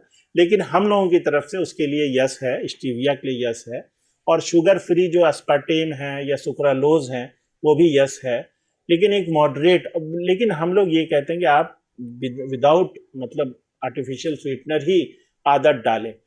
अब रही बात शुगर फ्री बिस्किट्स या शुगर फ्री और एडिबल आइटम्स जो मार्केट में हैं, वो किस तरह से प्रोसेस करते हैं, ये प्रक्रिया हम लोगों को जाननी होगी कि वो क्या देते हैं एज ए स्वीटनर। उसमें स्टीविया देते हैं, सुक्रालोज देते, जैसे सैकरीन पहले यूज़ होता था, अब हम लोग रिकमेंड नहीं करते उसको। तो ये सारी चीज़ देखनी होगी और बेटर है कि वो चीज़ अवॉइड की जाए, शुगर फ्री आइटम्स। और आजकल एक नई चीज़ आ गई, शुगर फ्री चीनी। जी, चीनी के ही जैसा लगता है वो जी, और ये बिल्कुल बहुत हाई ग्लाइसेमिक इंडेक्स रहता है, और कहीं न कहीं से, या फिर बहुत लोगों का ये मानना होता है कि गुड़ खा सकते हैं। शुगर एंड जगेरी, गुड़ दोनों एक ही चीज़ होती है। गुड़ में सिर्फ ये फ़र्क होता है कि थोड़ा फाइबर कंटेंट ज़्यादा होता है, बहुत ज़्यादा चूँकि रिफाइंड नहीं होता, लेकिन गुड़ का भी ग्लाइसेमिक इंडेक्स वही है, हनी का भी ग्लाइसेमिक इंडेक्स वही है, शहद का। नॉर्मली लोगों में यही रहता है हाँ, कि आप चीनी नहीं लेकिन गुड़ खा सकते हैं। मिठाइयाँ आप चीनी वाली मिठाइयाँ नहीं खाएं, आप गुड़ वाली मिठाइयाँ चलेंगी। या बहुत सारे फल ऐसे होते हैं जैसे खजूर हैं या छुआरा है, इनमें भी काफ़ी ज़्यादा हाई ग्लाइसेमिक इंडेक्स शुगर रहता है, इसकी भी मिठाइयाँ मिलती हैं, डायबिटिक पेशेंट वो सब लेते हैं। तो ये सब बहुत अच्छी प्रैक्टिस नहीं है। और हाँ, डेजर्ट्स के तौर पे जो खाने की चीज़ है डेजर्ट्स डायबिटिक पेशेंट्स के लिए, वो बहुत तरह से बन सकती है, जिसमें कि नए नए तरीके के जो स्वीटनर हैं वो यूज़ हो सकते हैं। क्रीम बहुत नहीं लेना है, आइसक्रीम नहीं खाना है, पेस्ट्रीज, केक नहीं खाना है, बेक्ड आइटम्स नहीं खाना है। तो शुगर पेशेंट के लिए डेजर्ट्स एक तरह से ना ही है हम लोगों की तरफ से, क्योंकि once in a blue moon अगर कभी ले लिया महीने में कोई एक तो चलो हो गया, लेकिन रेगुलरली अगर आप मीठा ले रहे हैं तो that will harm you. Sir तो किसी को अगर डायबिटीज है वो क्या वीक में एक बार हो सकता है, छूट मिल सकती है वो चीट मील के नाम पे कि मीठा ले देखिए ले? सारी चीज़ कैलोरी इनटेक पे डिपेंड करती है। अगर आपको मीठा खाना ही है, घर में जैसे बनते हैं हलवा है, सूजी का हलवा हो, गाजर का हलवा हो, खीर हो, उसमें तो आप शुगर फ्री दे के खा सकते हैं इसलिए। लेकिन अगर आप मीठा ऐसे भी खा रहे हैं तो आप अपने कैलोरी को दूसरे सोर्स से कट कर दें। आप उसको जो रोटी खा रहे हैं या कुछ और एडिशनल चीज़ ले रहे हैं उसको कट कर दें।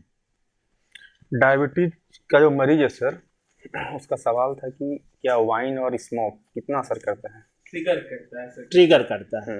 अल्कोहल जो है, अल्कोहल यहाँ पे तो हमारे बैन है, इसलिए मैं दूसरे स्टेट्स की बात कर रहा हूँ जहाँ पे अल्कोहल लोग लेते हैं। अल्कोहल मॉडरेट अमाउंट में लेना है, क्योंकि अल्कोहल हाइपोग्लाइसीमिया बहुत ज़्यादा कराता है, आपके सेंस को कहीं ना कहीं से अफेक्ट करता है, और आप ये सेंस नहीं कर पाते कि मुझे मेरी चीनी डाउन हुई है या नहीं हुई है, और वो आपको एक क्रिटिकल कंडीशन और सीरियस कंडीशन में डाल सकते हैं। उसके अलावा अल्कोहल लीवर पे भी डैमेज करती है। ऑलरेडी डायबिटिक पेशेंट को मेटाबॉलिज्म उनका गड़बड़ होता है, फैटी लीवर होता है उनको, तो अल्कोहल को बहुत मॉडरेट लेने की ज़रूरत है। और स्मोकिंग तो नो है for any of the patient, चाहे डायबिटिक हो चाहे नॉन डायबिटिक हो। कितना इफेक्ट करता है सर डायबिटीज वाले को स्मोक? बहुत ज़्यादा स्मोकिंग इफेक्ट करता है। बताइए सर।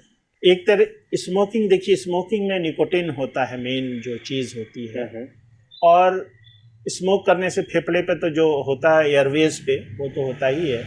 निकोटिन्स खून की नलियों को बहुत जल्दी एथेरोस्क्लेरोसिस, मतलब उसकी जो नैरोइंग होगी बहुत फास्ट होगी, तो एक स्मोकर को हार्ट अटैक होने के चांसेस बहुत ज़्यादा हो जाती है बनिस्बत एक नॉन स्मोकर के। डायबिटिक पेशेंट अगर हो तो नॉन डायबिटिक में भी ये रेशियो काफ़ी ज़्यादा है।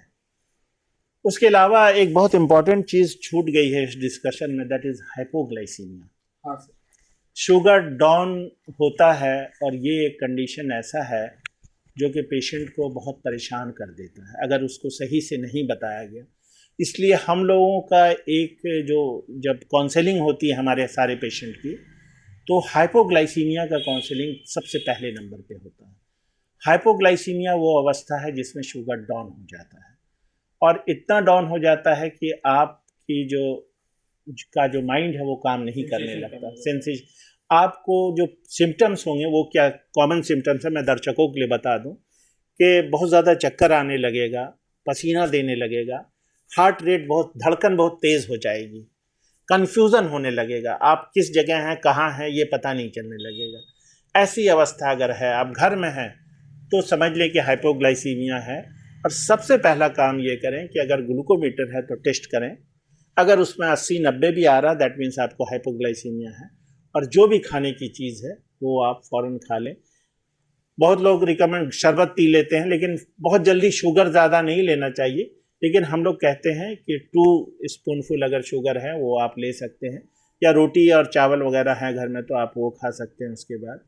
लेकिन आप सफ़र कर रहे हैं, जैसे आप ट्रैवल कर रहे हैं, आप अकेले जा रहे हैं, आप डायबिटिक हैं, आपने दवा ली, आप ड्राइविंग कर रहे हैं और आपको हाइपोग्लाइसीमिया हो रहा है, तो ऐसे अवस्था में हम लोग कहते हैं कि जब भी आप जाएं, अपने बैग में, अपने गाड़ी में, अपने सारे इसमें, अगर साथ में कोई को ट्रैवलर है, कोई साथ जा रहा, तो उसको बता दें कि अगर हाइपो होगा तो मुझे ये करना है। हम लोगों ने एक कार्ड भी बनवाया हुआ है, हाइपोग्लाइसीमिया अवेयरनेस कार्ड, जो पेशेंट को देते हैं कि अगर वो पेशेंट बेहोश हो जाए और उनको सर्च करने पर वो कार्ड किसी को मिलता है तो क्या करना है, उसमें पूरा लिखा हुआ, उनका नंबर, उनके फैमिली का नंबर और सारा चीज़ लिखा हुआ है, और वो उनसे कांटेक्ट करते हैं। तो उसमें ये लिखा रहता है कि अगर मैं बेहोश अवस्था में मिलूँ तो इसका मतलब मेरा शुगर कम है और मुझे फ़ौरन 25% डेक्सट्रोज या 10% शुगर का जो है सलाइन चढ़ा जाए निकट के किसी अस्पताल में, या एडमिट किया जाए और मेरे इन रिलेटिव को फ़ोन किया जाए। तो हाइपोग्लाइसीमिया ऐसी चीज़ है कि अच्छा, किसी को एक बार हाइपोग्लाइसीमिया होती है तो उसको बार बार होने की भी चांसेस रहती है। और अगर आपका एज 60 से 65 साल से ऊपर है तो हाइपोग्लाइसीमिया बहुत रिस्की होता है। ऐसे पेशेंट को हम लोग थोड़ा मॉडरेट शुगर कंट्रोल करते हैं, उनका जो HbA1c कट ऑफ 7.5 कर देते हैं। अगर शुगर 180 भी है खाने के बाद का तो उसको हम लोग नॉर्मल मानते हैं, क्योंकि उनके लिए हाइपोग्लाइसीमिया होना ज़्यादा घातक हो जाएगा बनिस्बत हाइपरग्लाइसीमिया। डायबिटिक पेशेंट को सर क्या मेमोरी लॉस होने का भी खतरा रहता है? बिल्कुल, मेमोरी लॉस होता है, चूँकि मैंने पहले बताया था कि न्यूरोपैथी होती है, तो ऐसे ही न्यूरोपैथी जो ब्रेन सेल्स हैं उसमें भी होती रहती है, और ये हाइपोग्लाइसीमिया बहुत बड़ा ट्रिगर है। अगर बहुत देर आप हाइपोग्लाइसीमिक अवस्था में रह गए तो हो सकता है कि आपकी याददाश्त पूरी तरह चली जाए। पूरी याददाश्त। मेरे पास 1-2 पेशेंट ऐसे भी आए हैं जो रात रात भर हाइपोग्लाइसीमिया में रह गए किसी वजह से, और वो सुबह आए तो उनको बहुत बार ऐसा भी हुआ कि मरीज बोल नहीं पाता कुछ। तो मेमोरी लॉस डायबिटिक पेशेंट को 2-3 कारण से होती है। एक तो न्यूरोनल डैमेज होता है, दूसरा जो हमने बताया मैक्रोवैस्कुलर, खून की जो छोटी नलियां हैं ब्रेन को जो सप्लाई करती हैं अंदर में, वो भी ब्लड सप्लाई कम हो जाती है, जिसकी वजह से नर्व डैमेज होने लगते हैं उनके, और ब्रेन का मांस सिकुड़ने लगता है, जिसे कॉर्टिकल एट्रोफी कहते हैं। तो not only memory loss, Parkinson's disease develop करने का, अल्जाइमर्स डिजीज़ डेवलप करने का, ये सारी चीज़, डिमेंशिया जिसको कहते हैं, फॉरगेटफुलनेस, तो ये लॉस ये डायबिटीज़ का पेशेंट को बहुत होता है। लेकिन ये सारी चीज़, मेरे जो दर्शक देख रहे हैं इस सारी बातों को सुन के घबराएं नहीं, ये सारी चीज़ उनको होती है जिनका sugar first 5 to 10 years control नहीं रहा। अगर आप उस दौरान उस अवस्था में हैं, अगर आपका शुगर कंट्रोल नहीं है तो फ़ौरन कंट्रोल कीजिए इसको। बहुत सारे हाँ, पहले 5 साल में। एक डायबिटिक पेशेंट, अभी एक स्टडी हुई थी वहाँ जॉसलिन डायबिटीज़ सेंटर है बॉस्टन में, वहाँ पे एक स्टडी हुई थी, तो ये पाया गया कि एक वेल एजुकेटेड, वेल कंप्लाइड, यानी जो सारे चीज़ को पालन करता है, सारे चीज़ों को जानता है, वो ज़्यादा जीता है बनिस्बत एक नॉन डायबिटिक पेशेंट के। इसलिए कि वो सारे चीज़ों का ध्यान रखता है, अपने हार्ट का भी, किडनी का भी, आँखों का भी, रेगुलर डॉक्टर के पास संपर्क में रहता है, रेगुलर टेस्ट कराता है। एक नॉन डायबिटिक पेशेंट को क्या पता कि उसका लिपिड प्रोफाइल क्या है, अचानक एक दिन हार्ट अटैक हुआ, वो चले गए। लेकिन एक डायबिटिक पेशेंट हर बार लिपिड प्रोफाइल कर रहा, तो उसके लिए वो दवा खा रहा, पहले से प्रिकॉशन ले रहा है। ये चीज़ बहुत इम्पॉर्टेंट है। इसीलिए हम लोग कहते हैं कि diabetic patient lives longer if he knows more about the disease, यानी एक डायबिटीज़ के जो रोगी हैं वो ज़्यादा दिन जिंदा रहते हैं अगर वो डायबिटीज़ के बारे में ज़्यादा जानते हैं। एक और प्रोवर्ब है हमारे यहाँ कि diabetes is treated 10% inside the clinic and 90% at the home. तो आपका जानना बहुत ज़रूरी है, आपको डायबिटीज़ के प्रति नॉलेज रखना बहुत ज़रूरी है। साइंटिफिक नॉलेज, ऐसी वैसी इधर उधर की बातें नहीं, जो सर्टिफाइड डॉक्टर्स हैं उनके द्वारा कही गई बात अगर आप फॉलो करते हैं तो आपको कोई कठिनाई नहीं होगी लाइफ में। डायबिटिक मरीज को सर किसी फास्टिंग या उपवास क्या रखनी चाहिए? इसमें भी हम लोगों का एक स्लोगन है, no feasting and no fasting for a diabetic patient. Feasting भी नहीं करना, बहुत ज़्यादा खाना। फीस्टिंग मतलब त्यौहार, ये वो, दावत, और फास्टिंग मतलब फास्टिंग। तो फास्टिंग भी हम लोग मना करते हैं और फीस्टिंग भी मना करते हैं। जैसे 2-3 फास्टिंग हमारे देश में बहुत ज़्यादा हैं लंबे। एक तो रमज़ान है जो मुस्लिमों का त्यौहार है, उसके अलावा नवरात्रा में लोग 9 दिन तक फलाहार करते हैं या कुछ भी नहीं खाते हैं। छठ पूजा में भी लोग बहुत प्रोलॉन्ग फास्टिंग करते हैं। तो उसमें हम लोग देखते हैं पेशेंट को पहले से तैयार करना पड़ता है कि वो फास्टिंग को, चूँकि रिलीजियस कंपल्शन एक ऐसा चीज़ है कि लोग जल्दी छोड़ना नहीं चाहते, तो उसके लिए हम लोग पहले तो उनको शुगर को कंट्रोल कर लेते हैं और ये देख लेते हैं कि अगर ये 8-9 दिन नवरात्रा का कर रहे हैं और अगर कुछ नीच हो भी जाती है तो चलो उसको हम लोग मैनेज कर लेंगे। या रमज़ान के मौके पे भी देख लेते हैं हम लोग कि शुगर इनका पहले से अनकंट्रोल्ड तो नहीं है, अगर कंट्रोल्ड है तो फिर मिनिमम ड्रग से हम लोग निकाल लेते हैं। लेकिन नॉर्मली वी एडवाइज पेशेंट, हम लोग कहते हैं कि आप फास्टिंग भी नहीं करें, फीस्टिंग भी नहीं करें। सर एक टर्म है थिन फैट इंडियन, उसके बारे में जानना चाहिए। ये आपने बहुत अच्छी बात पूछी कि ये थिन फैट इंडियन यानी दुबला भी है और मोटा भी है। प्रोफेसर याग्निक और उनके एक साथी यूरोपियन, याग्निक प्रोफेसर याग्निक पुणे के हैं, उन्होंने 2 आदमी को रखा, एक वाइट पॉपुलेशन के थे, एक इंडियन थे, दोनों का बॉडी मास इंडेक्स एक था, यानी उनकी वेट एंड हाइट सेम थी। लेकिन उनका जब असेसमेंट किया गया कि इनको मास कितना है, प्रोटीन मास कितना है, फैट कितना है, वाटर कितना है, तो ये देखा गया कि इंडियन पेशेंट को 22.2% फैट था बनिस्बत उस वाइट पेशेंट के जिसको सिर्फ 9% फैट था। तो ये जो एक्स्ट्रा फैट आ गया बॉडी में, उसके अलावा इंडियन पेशेंट को जो है काफ़ी 20% मास जो होता है, मसल्स मास, वो कम थे बनिस्बत उनके जो वाइट पॉपुलेशन में। एक तो हाई फैट और लो मसल मास, इसकी वजह से ये हुआ कि इंडियन पेशेंट्स को डायबिटीज़ होने का, हार्ट अटैक होने का और बाकी चीज़ों का ख़तरा 10 साल पहले हो गया बनिस्बत वाइट पॉपुलेशन की। और एक और चीज़, वेस्ट हिप रेशियो एक हम लोग टर्म यूज़ करते हैं, जो कि वेस्ट का और हिप का रेशियो, तो वो भी इंडियन पेशेंट्स का काफ़ी हाई होता है बनिस्बत वाइट पॉपुलेशन के मुकाबले में। और उनको जो उनकी जो लाइफ स्टाइल है वो काफ़ी सेडेंट्री होती है बनिस्बत वाइट पॉपुलेशन। कार्बोहाइड्रेट इंटेक बहुत ज़्यादा होता, ऊपर से ये थिन फैट इंडियन का कंसेप्ट, तो ये सारा मिला के इंडियन पेशेंट्स को जो डायबिटीज़ होती है तो वो बहुत सीरियस हो जाती है बनिस्बत एक वाइट पॉपुलेशन की।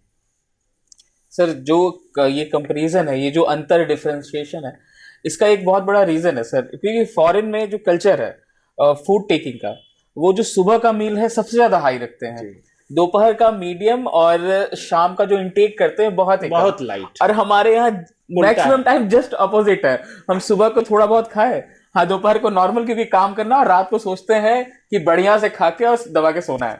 तो ये बहुत बड़ा इम्पोर्टेंट फैक्टर है, क्योंकि जनरेशन से यहाँ पे इंडिया में 2 मील्स कंसेप्ट रहा।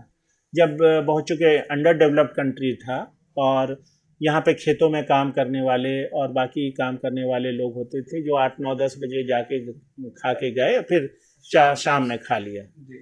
तो ये, और उसमें भी वेजिटेरियन फूड्स ज़्यादा खाते थे लोग, कार्बोहाइड्रेट इंटेक बहुत ज़्यादा होता था, तो मसल मास भी कम बना और फैट कंटेंट ज़्यादा हो गया। अच्छा, फैट का भी वो देसी घी का कंसेप्ट और बाकी चीज़ों का, ऑयली फ्राइड फूड्स, ये सब काफ़ी ज़्यादा यहाँ पे मसाला चलता था।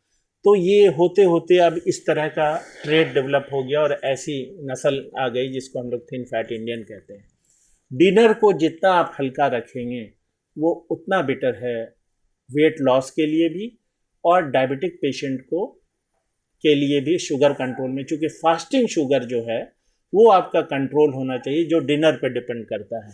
फास्टिंग शुगर जितना कंट्रोल रहेगा, कॉम्प्लिकेशन उतना कम होगा, इसलिए डिनर को लाइट रखना चाहिए हमेशा। सर, सीजीएम मशीन क्या है और इसका इस्तेमाल क्या सभी को करना चाहिए? अब मैं आ जाता हूँ इंसुलिन पे और सीजीएमएस पे। जी। सीजीएमएस मशीन एक मशीन है जिसको हम लोग कहते हैं कंटिन्यूअस ग्लूकोज मॉनिटरिंग सिस्टम। ये एक छोटा सा गोल बैटरी के जैसा मशीन होता है जिसको हम लोग लगा देते हैं आर्म पे या एब्डोमेन में भी, और ये कैपिलरी से मतलब जो स्किन के नीचे जो ये रहता है, कैपिलरी ब्लड से नहीं बल्कि स्किन के जो फ्लूइड है उनसे वो सेंस करता है शुगर। ये हम लोग उस तरह के पेशेंट को रिकमेंड करते हैं जिनका शुगर बहुत फ्लक्चुएट करता है, और ये देखने के लिए भी करते हैं कि इनको नाइट टाइम हाइपोग्लाइसीमिया होने का रिस्क तो नहीं है, यानी ये सोए हुए हैं, इनको हाइपोग्लाइसीमिया हुआ, ये सोए के सोए रह गए, हाँ, और या उठे ही नहीं, है ना। तो ऐसे पेशेंट को, या जिनका बहुत इरेटिक शुगर कंट्रोल है, उसको हम लोग देखने के लिए सीजीएमएस मशीन लगाते हैं 7 दिन के लिए, 10 दिन के लिए, 14 दिन के लिए। तो मैं तो लगवाता हूँ अपने पेशेंट को बहुत सारे। अब तो बाहर के कंट्रीज़ में क्या करता है, नॉर्मल पेशेंट भी अपना लगा के रखते हैं, मोबाइल में डेटा देख लेते हैं कि मेरा किस वक्त बढ़ा, किस वक्त घटा, और वो इंटरप्रेट करके उसी हिसाब से डोज और मील को एडजस्ट कर लेते हैं। लेकिन चूँकि यहाँ पे इलिटरेसी है, पॉवर्टी है, बहुत अवेयरनेस नहीं है, टैबूज बहुत हैं, मिथ्स बहुत हैं, अल्टरनेटिव मेडिसिन का बहुत ज़्यादा पेनेट्रेशन है, तो यहाँ पे सीजीएमएस को समझाना थोड़ा मुश्किल हो जाता है। यहाँ तो अभी हम लोग ग्लूकोमीटर ही बड़े मुश्किल से लोगों को तैयार कर पाते हैं कि 2 टाइम का कम से कम ग्लूकोमीटर रीडिंग लिया जाए। और उस पेशेंट को, जो पेशेंट इंसुलिन ले रहे हैं, इंसुलिन हम लोग कब देते हैं, इंसुलिन के बारे में मैं कुछ कहना चाहूँगा अपने दर्शकों से भी और आपसे भी। आपने पूछा नहीं, लेकिन इंसुलिन के बारे में कुछ मिथ्स बहुत सोसाइटी में अच्छे नहीं हैं। जी। पहला तो ये पेशेंट पूछता है कि डॉक्टर साहब एक बार इंसुलिन लेने से इंसुलिन की आदत तो नहीं लग जाएगी, जीवन भर तो इंसुलिन नहीं लेना पड़ेगा? तो हम लोग उनको कहते हैं कि देखिए, आपको अब ये इतने सारे कॉम्प्लिकेशंस हो गए, आपका बीटा सेल्स बिल्कुल इंसुलिन नहीं बना रहा।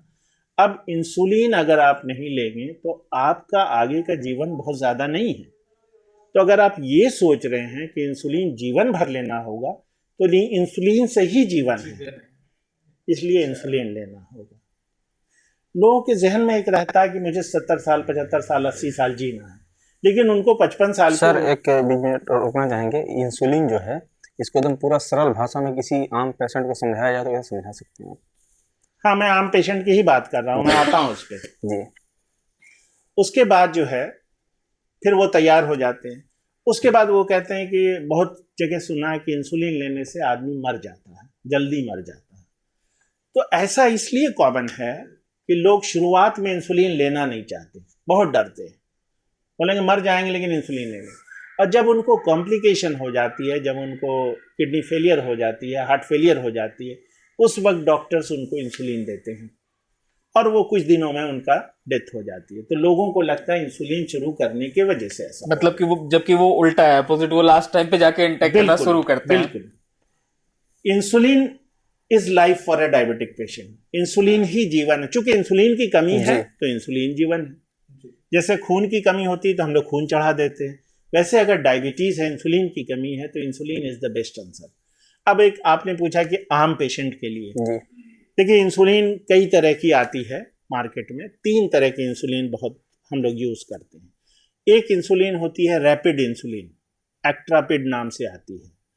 वो, उसका ड्यूरेशन जो है काम करने का, वो 6 घंटे तक काम करती है।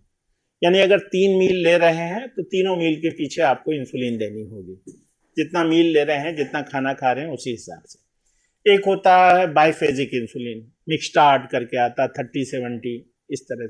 उसमें लॉन्ग एक्टिंग जो है वो 70% रहता है, शॉर्ट एक्टिंग 30% रहता है। तो वो ऐसे पेशेंट के लिए जो 2 टाइम इंसुलिन लेना चाहते हैं। एक इंसुलिन आती है जिसको बेसल इंसुलिन कहते हैं, वो 24 घंटे एक इंसुलिन का लेवल बना के रखती है, जिसको ग्लार्जिन कहते हैं।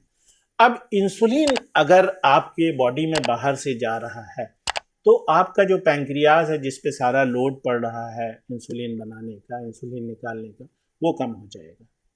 एक एडिशनल सोर्स इनकम का आपको दूसरा सोर्स हो तो जाहिर है कि आपको इधर कम काम करेंगे, रेस्ट करेंगे, सोएंगे, है ना। तो ऐसे ही इंसुलिन लेना, it is a like a insurance premium. अगर आप 24 घंटे वाला इंसुलिन, बेसल इंसुलिन ले रहे हैं, तो इंश्योरेंस प्रीमियम के जैसा कि वो आपके लाइफ को प्रोटेक्शन देता रहेगा। इंसुलिन आजकल लेना बहुत सरल हो गया है। उसकी जो नीडल आती है वो काफ़ी पतली होती है, मच्छर काटने पे भी जितना दर्द होता उतना भी दर्द नहीं, मतलब लगता है कि कुछ जस्ट टच हुआ। उसको चमड़े के बीच में लेना, उसको हम लोगों ने इंसुलिन इंजेक्शन टेक्निक एक टर्म दिया है, और जिस पेशेंट को लिखते हैं उनको हम लोग बताते हैं इंसुलिन इंजेक्शन टेक्निक, और उसमें कई चीज़ शामिल होती है। इंसुलिन को कैसे निकालना है, कैसे पेन में लोड करना है, कैसे इंजेक्ट करना है, कैसे स्टोर करना है उसको, कैसे उनको जो है सफ़र के दौरान यूज़ करना है, ये सारी चीज़ इंसुलिन इंजेक्शन टेक्निक में पेशेंट को बताते हैं। तो ये इंसुलिन के लिए मैं बहुत ज़्यादा उत्साहित रहता हूँ हमेशा कि अगर पेशेंट इंसुलिन लेते। अभी एक रिसेंट स्टडीज़ में, वही बॉस्टन ही में हुआ था, कि 70 साल से जो लोग टाइप 1 पेशेंट इंसुलिन लेके रह रहे थे, इंसुलिन का आविष्कार हुआ 1940 में, पेशेंट को देना शुरू हुआ, हो गया तो 70 साल 2010-11 में हो गया था। तो जो लोग 45 से 50 से इंसुलिन ले रहे हैं 1950 से, तो 70 साल से इंसुलिन वालों को देखा गया कि इनकी जीवन कैसी है। जो 70 ईयर से इंसुलिन ले रहे हैं उनको कोई कॉम्प्लिकेशन नहीं, या किडनी फेलियर है, या किसी किसी को कोई अलग ओल्ड एज रिलेटेड जो कॉम्प्लिकेशंस होते हैं वो थे, किसी को कुछ ट्यूमर भी था, लेकिन डायबिटीज से रिलेटेड कोई कॉम्प्लिकेशन नहीं था। तो इंसुलिन एक टेंशन फ्री चीज़ है। सर बहुत जगह मिथ है कि डायबिटिक पेशेंट को अगर दवा कुछ दिन नहीं खिलाया जाए तो डायबिटीज ठीक हो जाता है, ये लोगों का मिथ है जो कि डायबिटीज ठीक नहीं हाँ। होता। डायबिटीज रिवर्सल एक कंडीशन है, उसमें हम लोग दो तीन चीज को देखते हैं कि किसका डायबिटीज रिवर्सल किया जाए।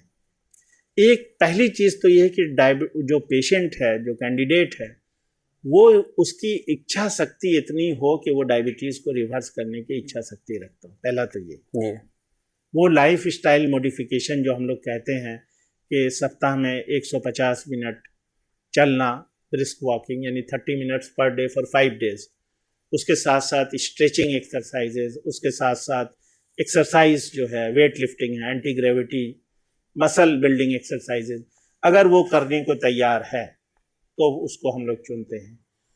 अगर वो अपने कैलोरी को कम करने के लिए तैयार है, जंक फूड कम करने के लिए तैयार है, जो डेली इंटेक का है, वो अगर फीस्टिंग एंड फास्टिंग नहीं करना चाहता है और उसकी डायबिटीज़ कम ड्यूरेशन की है, ये नहीं कि 15 साल के डायबिटिक वाले बोलेंगे कि मुझे रिवर्ट कर दिया जाए, तो उनके पास तो 20% इंसुलिन ही है। तो ऐसे में हम लोग इंसुलिन रिवर्सल की तरफ ले जाते हैं पेशेंट को। इसमें पेशेंट का डेडिकेशन, पेशेंट का एजुकेशन, पेशेंट का अवेयरनेस, ये बहुत इंपॉर्टेंट चीज़ है, एंड डॉक्टर का इन्वॉल्वमेंट। सर बहुत सारे छोटे छोटे जो बदलाव है शुरू से अगर रखे जो, तो ये प्री डायबिटिक कंडीशन आना या फिर डायबिटिक कंडीशन आना ही नहीं है, तो कौन कौन से छोटे छोटे बदलाव हैं जो आप हमारे? ये बहुत आसान है, और आज के दौर में जहाँ पे इंटरनेट हाथ में है सबके, ये और भी आसान हो गया है। जो बहुत बदलाव है जो लाने हैं अपने लाइफ स्टाइल में, सबसे पहली चीज़ कि एक्टिव लाइफ स्टाइल, सेडेंटरी नहीं। आजकल एक टर्म यूज़ होता है, शायद मेरे दर्शक भी जानते होंगे, कि sitting is a new smoking. अगर आप 8 घंटा बैठे रहते हैं तो ये ऐसा है कि दिन भर में आपने 10 सिगरेट पिया, उसका जो साइड इफेक्ट होगा वो उतना होगा। तो बैठे नहीं रहना है, चलते रहना, मूव करना, एक्टिविटी एक हो गई। अगर आपको प्री डायबिटीज़ है, आप कार्बोहाइड्रेट इंटेक कम कर दें, अपने मेटाबॉलिज्म को करेक्ट करें, लिपिड प्रोफाइल आपका गड़बड़ है, कोलेस्ट्रॉल, तो उसके लिए दवा लें, और वेट को, बीएमआई को नॉर्मल कर लेना है। 25 पहले था, अब तो इंडियन कंट्रीज़ के लिए 23 कर दिया गया, ये थिन फैट इंडियन की वजह से बीएमआई। लेकिन 23 करना पॉसिबल नहीं है, बहुत ज़्यादा मसल मास, बहुत लीन एंड थीन दिखेगा। लेकिन 25 भी अगर आप वेट कर लेते हैं तो ये आपके लिए बहुत इंपॉर्टेंट होगा। उसके बाद अगर आपको डायबिटीज़ हुई तो आप एक गोल लेके चलें कि मेरा HbA1c 6.5 to 7 नहीं होगा। इस बीच में अगर आपका कहीं कुछ बदतरेजी हो गई, कुछ खा लिया, कुछ ये हुआ, तो वो मैटर नहीं करता। 3 महीने का रीडिंग मैटर करता है, हाइपोग्लाइसीमिया मैटर करता है, आपका तीनों टाइम खाना मैटर करता है, आपका चलना फिरना मैटर करता है, और स्ट्रेस फ्री 6 घंटे की स्लीप आपको लेनी है। बहुत ज़्यादा स्क्रीन टाइम आपकी नहीं होनी चाहिए। स्लीप के लिए बहुत इंपॉर्टेंट है कि आप 1 घंटा पहले अपना मोबाइल या लैपटॉप वो सारी चीज़ रख दें, बढ़िया से जो अंधेरे रूम में आप सोएं, without any tension, without any thing in the mind. ये जो आपने अभी स्क्रीन टाइमिंग की बात की, हमारा जो रूटीन बना हुआ था, जो पहले एंशिएंट टाइम से था, हम जंगलों में रहा करते थे बहुत पहले, तो ये जो सूरज का उगना और फिर रात होना, तो हमारा जो स्लीप साइकिल बना था उस हिसाब से बना हुआ था। लेकिन अभी के लोग जो है मॉडर्न डेज में, जो खासकर मल्टीनेशनल कंपनीज में से काम करने वालों से लेकर अभी जो बच्चे हैं जो फ़ोन चला रहे हैं, उनकी लाइफस्टाइल ही ऐसे होगी कि वो रात में ज़्यादा जग रहे हैं। तो आंखों पे खासकर जो वो रेज है उनकी जो है आ रही है, पड़ रही है, इस लाइटिंग का क्या इफेक्ट पड़ता है सर हेल्थ पे, खासकर डायबिटिक से? देखिए, अभी की जो लाइफ स्टाइल है, हम लोग एक टर्म यूज करते हैं फोमो, है ना? फोमो का फुल फॉर्म क्या है? Fear of missing out. ये दिमाग में एक रहता है कि अगर आपने मोबाइल नहीं चेक किया है अपना 5 मिनट में, तो कहीं ऐसा तो नहीं किसी का मैसेज आया, कोई नई इनपुट्स आई, कोई नया रील आया, कोई ये आया। तो ये कंटिन्यूअस स्ट्रेस है सारे लोगों में, चाहे वो गृहिणियाँ हों, चाहे घर में चाहे वर्किंग लेडी हों, चाहे बच्चे हों, एडल्ट्स हों, सारे को fear of missing out FOMO है। और सोशल मीडिया अकाउंट लगभग सभी का है, सभी। इंस्टाग्राम, फेसबुक नहीं है तो व्हाट्सएप है, व्हाट्सएप पे भी सारे कंटेंट आते हैं। तो ये जो एक हम लोग एक दूसरी दुनिया में जो जी रहे हैं, वर्चुअल दुनिया, जो एक विंडो हमने ओपन रखी हुई है, इसकी स्ट्रेस कहीं ना कहीं उस स्ट्रेस से ज़्यादा है जो आप रियल वर्ल्ड में फेस कर रहे हैं। कहीं बहस हो रही है, कहीं कोई बहुत एग्रेसिव गेम चल रहा है, कहीं कुछ इस तरह की बात हो रही, कहीं फिल्म देखी जा रही है, कहीं पे कुछ मतलब ऑब्सेनिटी है। बहुत सारी चीज़ें ऐसी हैं जो कि आज के टर्म में, आज के दिनों में ब्रेन को अफेक्ट कर रही है। बैक ऑफ द माइंड वो चल रही है। और बहुत सारे पेशेंट, मैक्सिमम को ये होता लोगों को कि बिस्तर पे जाते ही वो नींद नहीं आती। ये सारी चीज़ें दिमाग में चलती रहती हैं और लोगों का कहीं ना कहीं से, अब तो रोज़गार भी जुड़ गया है इन चीज़ों से, तो लोग उससे अब अलग नहीं हो पाते। 2 दिन इंटरनेट ऑफ करके, अभी मैं सुन रहा था कि ऑस्ट्रेलिया प्लान कर रहे हैं कि मैं 6 बजे शाम के बाद इंटरनेट शायद अलाउ नहीं करूँगा यंगर जनरेशन के लिए, सोशल मीडिया टोटल ऑफ हो जाएगा सर्वर उसका। ये हो पाता है कि नहीं, ये तो देखने वाली बात है। आप सर इस चीज़ को कैसे देखते हैं? मैं देखता हूँ बहुत ही आने वाले जो नेक्स्ट जनरेशन से पहले ही, कि ये जो कमिंग 10 to 15 ईयर्स है, this is going to be too much morbid. Morbid मतलब किसी न किसी कॉम्प्लिकेशन के साथ, मॉर्बिडिटी। कोई ओबीज होगा, किसी की आँख चली जाएगी, किसी का हार्ट नहीं काम करेगा, हार्ट फेलियर होगी, किडनी फेलियर होगी। या और सिर्फ डायबिटिक पेशेंट को नहीं, अगर किसी को डायबिटीज़ नहीं है तो वो दूसरे एडिक्शन में है, उसको ब्लड प्रेशर है, हाइपोथायराइडिज्म है, उसको जोड़ों में दर्द है। तो ये सारी चीज़ कहीं ना कहीं स्ट्रेस से रिलेटेड है। और माइंड का काम होना, माइंड का कूल होना, ये बीमारी को बहुत प्रभावित करती है, चाहे डायबिटीज़ हो या कोई भी बीमारी हो। इसलिए माइंड को काम करना बहुत ज़रूरी है। और स्क्रीन टाइम, जो डिटॉक्सिफिकेशन हम लोग कहते हैं, इस जाल से बाहर निकलने की ज़रूरत है। और इस पे बहुत सख्त कदम उठाने चाहिए गवर्नमेंट को भी, ये ऐसे एजेंसीज़ को भी जो इन चीज़ों को चला रही हैं, सोशल मीडियाज़ को, कि ये कहीं न कहीं से बहुत ज़्यादा लाइफ को ले रहा है, डैमेज कर रहा है। सर, हम अपने चैट एंड चेयर्स के पॉडकास्ट में, ये तो आपका जो पूरा क्लिनिक है, बहुत सारे क्लिनिक हम सब भी गए हैं, मगर आप पूरे क्लिनिक को जो रंग रूप दिए हुए हैं, हम जैसे भी कोई अगर इसमें एंट्री करता है तो उल्लासित हो जाता है। इसके पीछे सर क्या कारण था? इसके पीछे 2-3 कारण है। पहले मैंने ये क्लिनिक जो थी, तो इसमें मैंने एक हट बनाया था कि जो दिन में सुबह के वक्त पेशेंट आएंगे दूर दराज के, उसको मैंने प्लेटफॉर्म के ऊपर बनाया था। और डिज़ाइन में भी थोड़ी क्रिएटिविटी रहती है, लेकिन धीरे धीरे पेशेंट बढ़ते गए और मुझे उसी रूप में सबको ढालना पड़ा। और इसको सजाने का और इसको इस तरह का बनाने का कतई ये मतलब नहीं है कि ये सिर्फ शो पीस है। We are dealing with the highest number of diabetic patient in Bihar perhaps till date.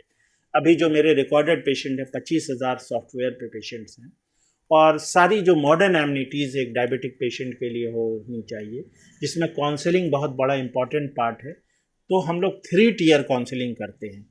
एक मैं करता हूँ, उसके बाद एक दूसरे आदमी करते हैं, फिर एक डाइटिशियन करती है जी।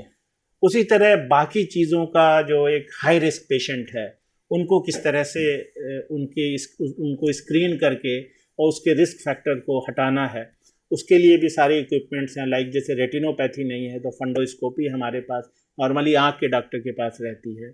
या हमारे पास एक मशीन है जो डायबिटीज़ रिस्क एनालाइज़र है, वो आने वाले दिनों के कॉम्प्लिकेशन को बता देती है। एक चीज़ मैं आपको बताऊं कि हमेशा लोग पूछते हैं कि आपकी उम्र कितनी है, जैसे आपने कहा 30-32 या जो भी है, लेकिन आपके जो खून की नलियां हैं उनकी उम्र कितनी है? हो सकता है वो 45 साल की हों। उसमें ऐसे चेंजेस आ गए, तो उस मशीन में हम लोग फंक्शनल वास्कुलर एज कैलकुलेट करते हैं। और ये हम लोगों ने देखा कि 50 साल का डायबिटिक पेशेंट है जो कंट्रोल नहीं है, उनका फंक्शनल वास्कुलर एज 75 साल का आ रहा। 5 साल के बाद उनको कोई कॉम्प्लिकेशन हो जाएगा तो उनको तो लगेगा इतना यंग में हो गया मुझे, लेकिन एक्चुअल एज उनका वही था 80 साल। Internal age. तो ये एनालाइज़र भी हमारे पास है। और एक चीज़ जो पेशेंट डॉक्टर्स के यहाँ आते हैं, चूँकि आजकल प्रोफेशनलिज्म बहुत ज़्यादा हर जगह है, तो उनको बहुत डरे रहते हैं वो, और लगता है कि पता नहीं कहाँ आ गए, नहीं आ गए। तो एक उनको एसुएज करने के लिए, उनको एक सूदिंग इफेक्ट देने के लिए मैंने थोड़ा सा मेहनत किया है इस सर पे। बहुत ही कमाल का है। आने के बाद जो पहला इंप्रेशन पड़ता है, अच्छा यार ये चीज बहुत अच्छी है। वो जो एक फियर रहता है ना, व्हाइट कॉलर फियर जो रहता है, डॉक्टर वो साहब मन के से पास कुछ जा रहे हैं। टाइम के लिए हट जाता देखिए है। एक बात बड़े पुराने कहते हैं कि आधी बीमारी तो डॉक्टर को देख के ही खत्म हो गई। ये बहुत सच्चाई है इसमें। नॉट ओनली डॉक्टर, मतलब जो सारी विसिनिटी और फैसिलिटीज़ है, खुद डॉक्टर को भी इतना पोलाइट और हम्बल होना पड़ेगा और टाइम निकालना होगा पेशेंट के लिए, ताकि वो सारी बात कह सकें। और उनके बात कहने के बाद आपको उनके बारे में पूछना पड़ेगा कि आपकी सोशल लाइफ कैसी है, आप कमाते कितना हैं, आपके घर में कोई कलेश तो नहीं है, कोई स्ट्रेस तो नहीं है, खास करके डायबिटीज। और उसके बाद अगर आप उनको एक उनके कंधे पर हाथ रखते हैं, किसी तरह से उनको किसी हेल्प के लिए अश्योर करते हैं, तो ये सब चीज़ बहुत काउंट करता है। और हम लोग यहाँ पे सारी टीम, मेरी निदान कुटीर डायबिटीज़, इसके लिए भी एक आदमी हमने रखा हुआ है हमारे, जो ये कोई ऐसा पेशेंट आ जाता है जो अफोर्ड नहीं कर सकता, उनको वो लेते हैं, उनका सारा डिटेल्स फिर हम लोग उनको मुहैया कराते हैं, दवा भी और सारी चीज़ें भी। तो ये सब एक हॉलिस्टिक अप्रोच जिसको कहते हैं डायबिटीज़ ट्रीटमेंट का, ये सब जगह होनी चाहिए। तभी ये प्रोफेशन, तभी ये बीमारी को बहुत ज़्यादा ये मिलेगा, कंट्रोल करने में हेल्प मिलेगी और फाइट करने में हेल्प मिलेगी, और लोगों के मन से जो डर है वो ख़त्म हो जाएगा। ये डॉक्टर और पेशेंट के बीच में जो एक दूरी बन गई है बहुत ज़्यादा, प्रोफेशनलिज्म और इसको लेके, इस दूरी को, इस गैप को नैरो करना भी बहुत ज़रूरी है। और ये डॉक्टर की तरफ से बहुत ज़्यादा होनी चाहिए ये कोशिश। एक मिथा है सर कि बहुत सारे लोग कहते हैं कि रेगुलर मेडिसिन यूज करने से किडनी में प्रॉब्लम आ जाती है। इसको कैसे आप? तो डायबिटीज की मेडिसिन की क्या? डायबिटीज़ की कोई ऐसी मेडिसिन नहीं है जो कि किडनी पर साइड इफेक्ट रखती है। नॉट ओनली किडनी, लीवर पे भी नहीं रखती है।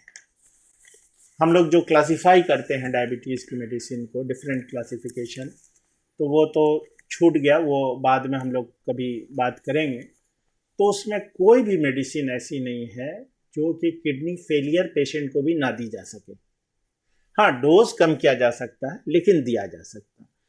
तो ये सारी चीज़ जो मिथ है वो तब आई हैं जब हमने बताया ना कि kidney failure first stage, second stage, albumin आ गया, किडनी फेल कर गया, और लोगों को एक वजह चाहिए कि क्या वजह दें, एक कोई रिस्पॉन्सिबल होना चाहिए। जी बिल्कुल, रिस्पॉन्सिबिलिटी दूसरे के ऊपर डालने तो की आदत दवा है। पर डाल दी, पेशेंट खुद पर नहीं लेके, डॉक्टर भी पेशेंट पे नहीं डाल रहे हैं, दूसरे के पता नहीं बुरा मान जाए तो चलो आपको ये दवा लिख दिया फलाने ने, तो इस वजह से आपकी किडनी फेल है। ये बिल्कुल साइंटिफिकली रॉन्ग है, और आप इसको कहीं पे भी सर्च कर लें, आपको कहीं नहीं मिलेगा कि कोई डायबिटिक की दवा वो किडनी डैमेज कराती है। सर तो ये कीटोन बॉडीज जो है, एक टर्म है डायबिटीज में, ये क्या होता है? ये देखिए, इसको हम लोग कहते हैं डायबिटिक कीटोएसिडोसिस या डायबिटिक कोमा। पेशेंट कोमा में चले जाते हैं, और अगर किसी का 3-4 दिन शुगर बढ़ा रहे काफ़ी ज़्यादा और वो दवा ना ले, और उनको किसी तरह का कोई इन्फेक्शन हो जाए, कोई स्ट्रेस हो जाए, तो वो डायबिटिक कीटोएसिडोसिस में चले जाते हैं। अब ये मैं थोड़ा सा बता दूं आपको कि बॉडी का ईंधन जो है वो ग्लूकोज है, और ग्लूकोज जब नहीं जा रहा है, शुगर बहुत ज़्यादा हो रहा है, तो बॉडी को तो ग्लूकोज चाहिए। ब्लड में जो ग्लूकोज है उसको इंसुलिन क्या करता है? इंसुलिन एक वाहन का काम करता है। हाँ, ट्रांसपोर्टर। ग्लूकोज को ब्रेन में ले गया, इधर उधर ले गया, तो इंसुलिन है ही नहीं। तो अब बॉडी दूसरे सोर्स से ग्लूकोज बनाना शुरू करेगा। प्रोटीन टूटेंगे, फैट टूटेंगे, और इसी क्रम में एक चीज़ बनती है जिसको हम लोग कीटोन बॉडीज़ कहते हैं। ये कीटोन बॉडीज़ कहीं न कहीं से ब्रेन को कुछ एनर्जी देते हैं, लेकिन इनका जमा हो जाना बॉडी में, ये धीरे धीरे एक कंडीशन करा देता है जिसको डायबिटिक कीटोएसिडोसिस कहते हैं, डायबिटीज़ का जो पूरा मेटाबॉलिज्म है बॉडी का वो गड़बड़ा जाता है, पीएच वैल्यू वो काफ़ी एसिडिक हो जाता है बॉडी में, बहुत ज़्यादा सांस चलने लगती है, ब्रेन में सूजन आ जाती है और अगर उसको करेक्ट नहीं किया जाए तो डेथ हो जाती है। तो ये इस तरह की भी पेशेंट्स बहुत आते हैं डायबिटिक कीटोएसिडोसिस के। तो ऐसे पेशेंट जो फास्टिंग करते हैं प्रोलॉन्ग, उनको कीटोएसिडोसिस होने का बहुत खतरा रहता है। सर बहुत सारे लोग सब्सक्राइब नहीं करते हैं, अगर आप बोल दे तो। देखिए, पहले ये जो चैनल है चैट एंड चीयर्स, इस चैनल पे बहुत सारी अच्छी बातें होने वाली हैं। ये शुरुआत आज पॉलिटिकल बातें हो रही थी, नॉन पॉलिटिकल बातें हो रही थी, आज हेल्थ केयर से रिलेटेड जो कि हर आदमी के घर में डायबिटिक पेशेंट हैं उससे शुरुआत हुई है। आगे भी ये काफ़ी अच्छा इंटरेस्टिंग होने वाला है, मैं आपको अश्योर करता हूँ। इसलिए इस चैनल को अभी सब्सक्राइब नहीं किया तो सब्सक्राइब कीजिए, बेल आइकन पे उसको यस कीजिए और पूरा वीडियो देखिए। देखिए, अभी ऑक्सफोर्ड यूनिवर्सिटी ने एक टर्म दिया है ब्रेन रॉट, यानी सड़ा हुआ दिमाग। वो किस चीज़ के लिए? रील्स देखने वालों के लिए, जो 1 मिनट का वीडियो देखते हैं, उनको आदत लगी हुई है। तो कृपया वैसा नहीं करके पूरी वीडियो देखें, तो आपको बहुत संतुष्टि मिलेगी, बहुत ज्ञान मिलेगा। और इस चैनल को के सारे वीडियोस को आप देखते रहें। सर आपके पास अगर लोग आना चाहें तो उसका क्या एड्रेस है सर? मेरा जो क्लिनिक है वो निदान कुटीर डायबिटीज़ केयर भागलपुर, ढीकनपुर भागलपुर। आप गूगल में या कहीं भी सर्च करेंगे तो भागलपुर में पहला नाम मेरा ही यहाँ निदान कुटीर का आएगा। धन्यवाद सर, आप हमको टाइम दिए। तो ये एक शुरुआत है, एक नई पहल है, एक छोटी सी कोशिश है कि हम आप तक आपके हेल्थ से रिलेटेड बातें लेकर आ सकें, आपको अवेयर कर सकें। और वो बातें जो छोटी छोटी बातें आप कई जगह पूछ नहीं पाते या आपको लगता है यार अब जाना पड़ेगा हमें हॉस्पिटल, वो सारी बातें यहाँ इस चैनल पे होने वाली हैं। तो चैट एंड चीयर्स के इस चैनल को सब्सक्राइब करें, लाइक करें, कमेंट करें और बताएं जरूर कि भाई आज का ये वीडियो कैसा रहा।